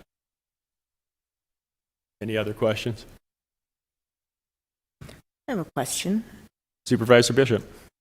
Because the application process asks for so much private information that people guard because of identity theft and everything, do you have a plan for how to use the money if you're unable to return it to your residents? I've had numerous requests, as we all have, for the money. So I'm sure that I'll have something else that we can do with the money. Okay. And I really don't think that everyone that's eligible will apply. To tell you, but I set that number low enough so that it should not, provided the census is correct. Okay. Yeah, it's very interesting. I don't know if I would want my information sent in. And we'll use there's state statutes on how that information has to be handled, and we'll follow those state statutes. Yeah, but most of the people I know don't trust government, and we are government. So. That's true. So, is there a provision for residents that were harmed by COVID, but they are in prison, but their residence is District 5? I would think they are eligible. But the prison is not in the 5th district. So you'd have to look at whether, that's a good question. We'll have to look at whether the jail nor the prison are in the 5th district. Right. If they could be, I don't know if they become I believe they could become a resident of the prison if they're going to be there for a certain length of time. Because the census, the apportionment of congressional districts is based on those prisoners also, which is one of the upsides of having a prison in your district. Supervisor Angus? When we approved the emergency rental assistance program money, there was a form and application to, see if they qualified. They were hurt by COVID, which we learned after really wasn't. Anyone really could say they were. They weren't going to follow up. And so who's vetting this? Is it your office? Right. So all these applications are going to go through your office? Correct. Are you putting the time involved into the cost? Are you taking that out of this money? Yes. Okay. Interesting. And we were going to use the form that they used for that, but we decided that it didn't really fit and it was a little more than needed to be on there. And to take Supervisor Bishop's concern, we only wanted the information that we needed. We didn't want any more information than we really had to have. Chairman Gould. Could I get a follow-up question? Sure. Do you have an estimate of the cost of administrating this program? For the cost for the mailings and the temporary employee and the treasurer's office issuing checks and your staff. I mean, do we have, how many thousands of dollars is it going to cost to return? Yeah, that was why. So it was 128,000 households at 80 cents a piece for the mailing one way. So if the mailing the second way would be equivalent to that. My assistant's time is already covered. If we had to hire a temp, the temp is probably going to cost $50,000 if they had to work for the entire year. I don't think they'll have to work for the entire year. And I don't have a number for the cost of actually writing the check. Okay. Total cost for the mailings, and do you have that? For the mailing? Yeah, did you do the math? No, you can run it. It'd be less than 28,000. It's 80 cents a piece, 28,000 pieces. Are you limiting Done, yourself? Supervisor? Sorry. No, I'm just guesswork, probably $100,000 to return $165,000 for each applicant. Right. Okay. Supervisor Are Angus? you limiting yourself in the motion where you're saying not to exceed 8,200? Should probably. 8.2 million. Oh, 8.2 million. Never mind. I am limiting myself to 8.2 million. I thought that was the. Sure. Chairman Gould. County Manager. I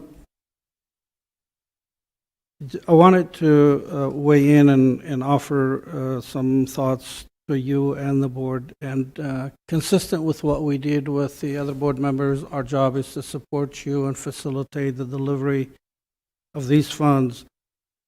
And to that end, as we have met with you and communicated, we stand ready to do the same. With that said, the step of determining eligibility and verification of information remains a big step in our mind and a concern. Validating the information related to income, household size, income tax filings, and so on, is not something that easily verified. There are agencies and departments that do so, and we opted when the ERAP funds became available. The first one at least, we came to the board and asked for guidance and recommended that we go to DES because they do have the tools and the mechanism to check, and that obviously has been underway since the board approved it. We, as staff, our job is to ensure that the interim guidelines and the final guidelines are followed, and that audits do not identify or raise flags for non-compliance where the county could end up having to repay these funds back. I wanted to communicate that with you. We've had meetings with the county attorney's office, with our finance department, to try to get to a point where we have a mechanism in place to verify this information so the board can proceed like we did on all the other projects, with a confidence and comfort level that these projects are eligible and verifiably so. So when the audits take place at the end of the day, we would be in compliance. And we still see the verification step as a risk and as a potential red flag. I offer those thoughts not in conflict to your wishes, but to communicate candidly with you and to let you know we as staff will work with you and we'll do what we need to do, but we think we need to overcome that point and be able to assure the board that is satisfactorily in place before you proceed. Sure. Chairman Gould? Yes. I just want to offer a comment that since day one, I remember that this is what you wanted to do with the funds, and you've remained resolute in that. And I know that it is a very Herculean effort and a lot of research. Clearly, you've done a lot of research. I have no doubt that the verification process, the application process, will be as stringent or more stringent than the ERAP process is. from the state. So I just commend you on following through on this. I think it's very interesting, and I think it's, as we've heard from some of your constituents this morning, it's something that's going to be appreciated. Thank you. Let's take some testimony. Come on up. Thank you. Sarah Jones, Lake Havasu City. Thank you. I'm not in your district, but I think what you're doing is amazing and it's honorable. And based on what the county manager just said, it was just proving all the more that if you do take any more money, there are so many strings attached that it could cause an audit for you. So it's just another reason to stay far away from receiving any of that money.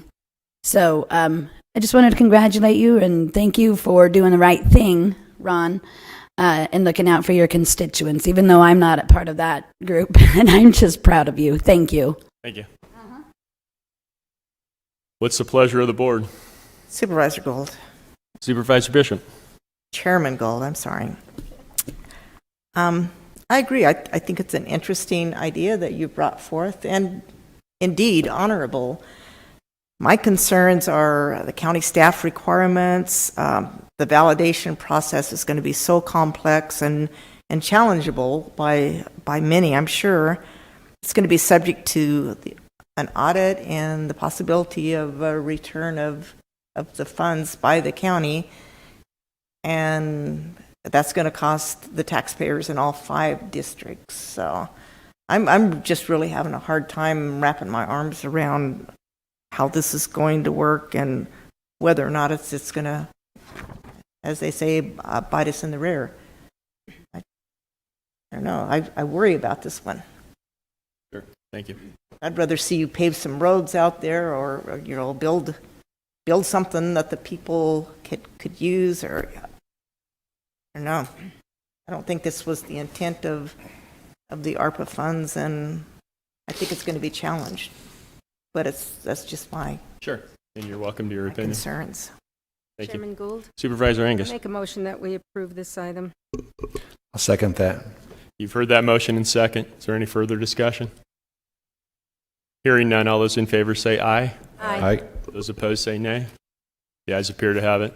Do have it. So ordered. I think the final item on the agenda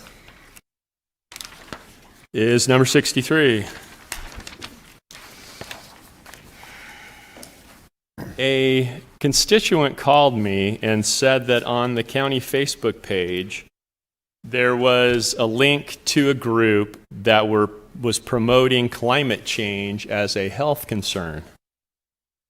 I then contacted Denise and requested that she remove that, and County Manager Elters contacted me and said that we should put it on as an agenda item, and then it was removed, so I took it off, and then Supervisor Johnson thought that we should discuss it anyway because it's a board policy.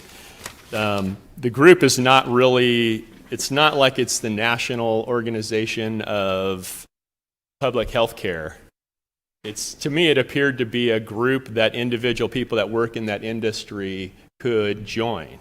But maybe Denise can enlighten us a little bit on that. Chairman Gould, members of the board, the American Public Health Association is a group that represents public health groups, local health departments, and they provide a lot of educational materials through webinars, through brochures, paper, information, data. They combine all of that and offer that to all of their members, in addition to national conferences that they support, which oftentimes we'll try to send a staff member to, because that's going to provide us with some leading public health activities and ideas about how we might approach interventions and activities here in our community. So does the county pay dues to this group? That's correct, we do. So we use taxpayer money to pay Correct. Into this group. To me, it didn't appear like that. It seemed more like it was a group of individual health department workers than a group of government groups. Since they're taking a political position on something that's a contested political position, it seems interesting. Right. I mean, Primarily, our purpose of using that particular membership and that subscription to them is that we use it for educational resources.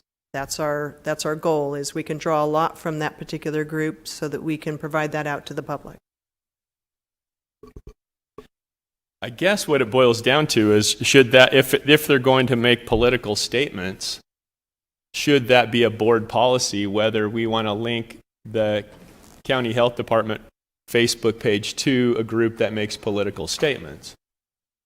Because that particular item of climate change is pretty well contested, even though the media tells us it's a done deal.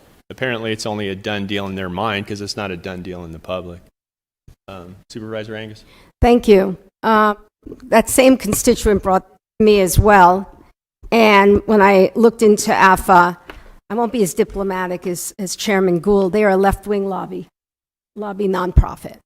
And one of the things that I think we don't think about in the county is all these memberships, associations. When we saw that is not an instructional video that you chose to put up. It was a political video. And that was what was concerning, and it was. It takes a point of view that we as a board don't necessarily take. And that was what was most concerning. But when I thought about it more, I thought about all the associations and memberships that which comes up to a lot of money. You talked about giving public money to it. And even on the side, take away the politics of it, I think that we should, and I'm going to bring this back as an agenda item next meeting, we need to review all of our memberships and see, if it does conflict with our point of view, if it's just not necessary. We had one, the Public Lands, American Lands Council, which I got involved with 10 years ago, and it was important then, but over the years we've just kept paying and paying, even though I agree with that point of view. It doesn't serve us anymore. So I asked that we didn't do that anymore. So I just think that, except for elected officials, but again, going off topic, but that's what we're going to be talking about next time. But I think with things like this, I think that the public Facebook page for public health should stick to county information, period. So how does that impact our work around promoting other community events? So for other community groups throughout the county, we'll usually repost their posts so that we can ensure that they can expand the breadth of their audience. So that's not county information per se. People come to you and they ask you to repost just... So we may have a group, for example, that's hosting the Mojave Health Coalition. They're going to be hosting another health fair to that end. They're trying to promote that event, and so they'll come to us and ask if we can share that on our Facebook page or another way so that we can get a larger audience. So everybody's Facebook pages are really kind of, and social media pages I think are there's a working. difference between giving people that opportunity is a right, whether they want to or not, but to put information that looks like it is condoned by the county and put it out there, that's a whole different thing. We can't get that, in the weeds where we're looking and see what everyone stands for. I'm saying that we're putting out information under our logo that says, and it appears like we are supporting it, when I would go out on a limb and say I believe the majority of this board doesn't. That's the kind of thing. And so I think that's an easy thing to steer clear of, frankly. Supervisor Bishop. Thank you, Chairman Gould. I just wanted to comment that I think all of the supervisors that sit here behind this dais have their own political views. Some lean a little bit one direction or the other, but I think as an organization we strive to operate in a nonpartisan fashion, because once we become elected as county supervisors, we represent all the people. We don't just represent Republicans or Democrats or independents. We represent everybody that lives in our district. And I know you're giving me the look, Hildy, but it's true. We represent the people. We don't just represent our political party. So I think that we really should try to focus on what's good policy for county government, not only countywide but statewide. And not everybody's going to agree with our opinions up here. Chairman Gould. But it's a public health page. It's not our page or our individual pages. So especially, I believe, you may disagree with me, that they should steer clear of politics. So if we limit the organizations that we join or that we belong to, how's that going to affect the Arizona Association of County Governments that we belong to, or the County Supervisors Association, or the managers group, or the treasurers group? Because they're all mixed in their political views, but we kind of need each other in order to be able to focus on the issues and be able to have conversations on both sides. Well, that's why I'm bringing it back as a separate agenda issue.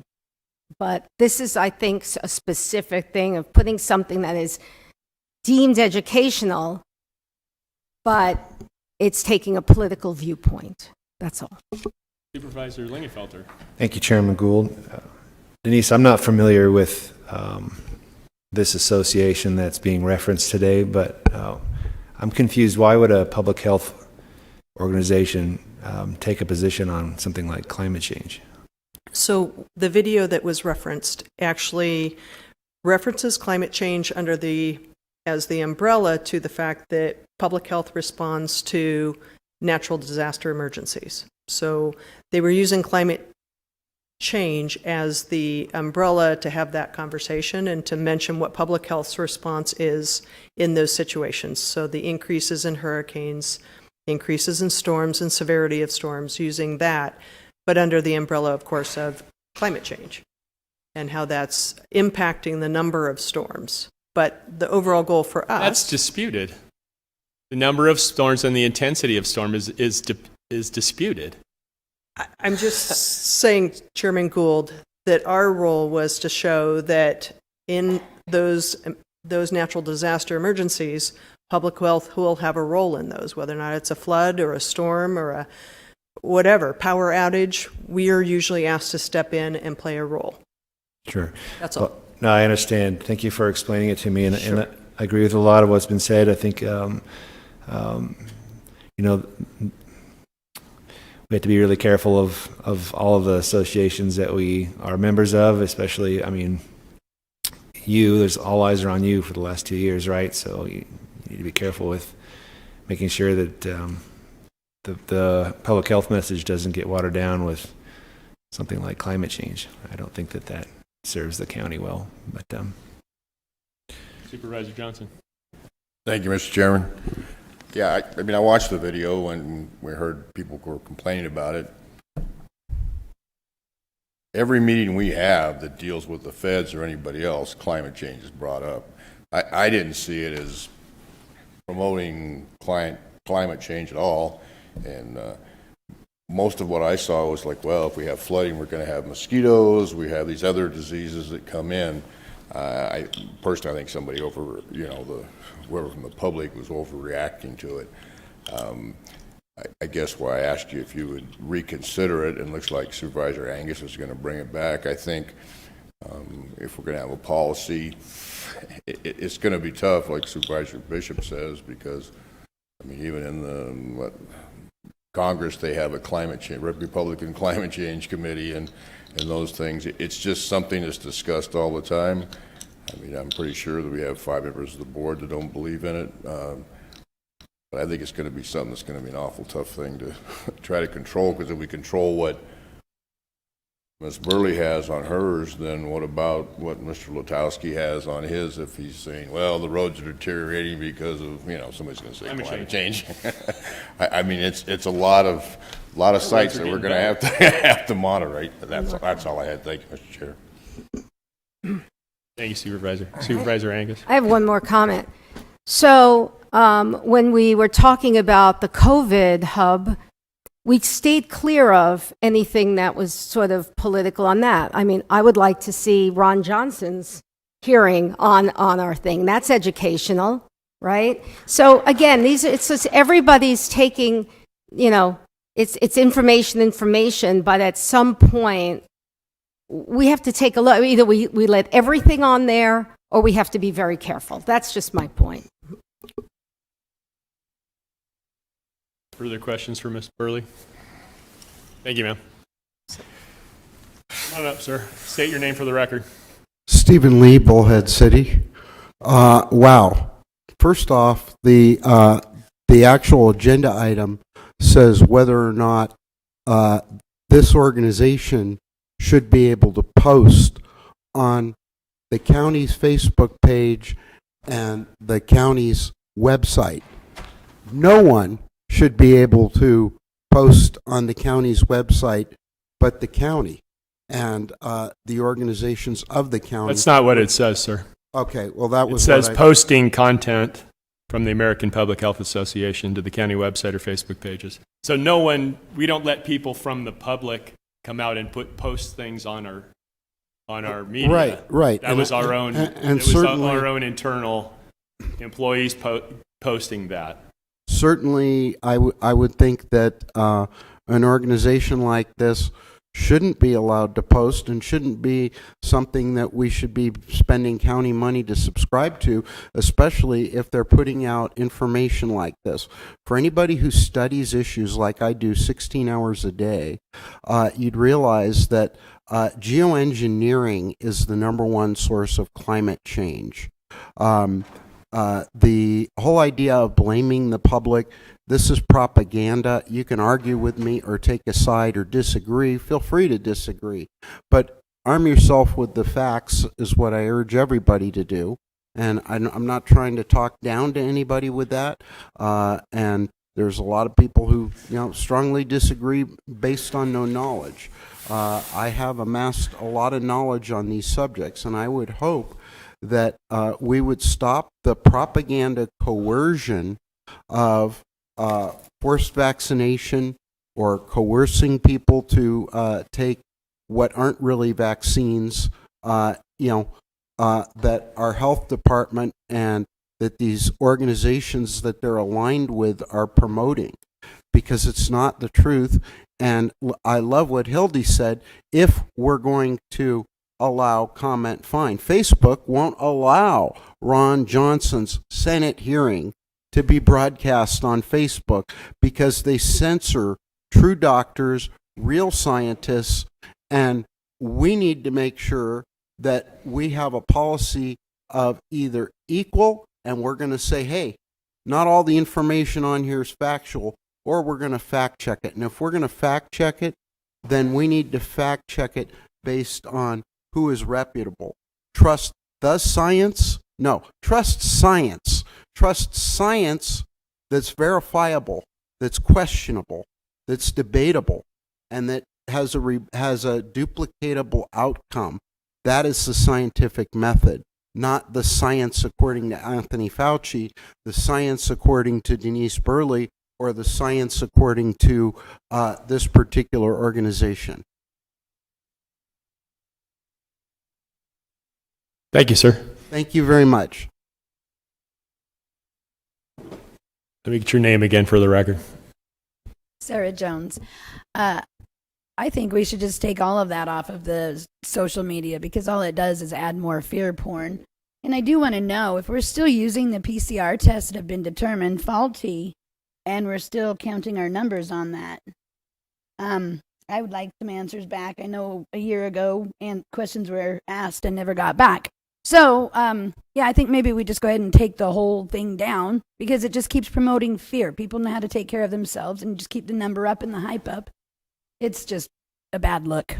Thank you. Thank you. If you need information and you can't get it, just contact your supervisor and they'll get it for you. Well, were you ever answered the questions earlier from a year ago that you guys had asked her? There were still questions that were unanswered. I can get those questions that you guys asked that she just said that she'd have to circle back to and get back to you, never did. Sure. So we'd kind of like some unanswered questions answered, because the fear porn is still going on. All right. Okay. Thank you. Karen, can you state your name again for the record? Karen Vanderjack. I just have one word. It's propaganda. And if we can't control it, let's just take it down. That's it. Just take it down, because nobody is going to be able to be an accurate judge of what should go up. I don't think anybody is qualified, apparently, to judge if something is one-sided. So that's all I'm going to say. Thank you, ma'am. What's the will of the board?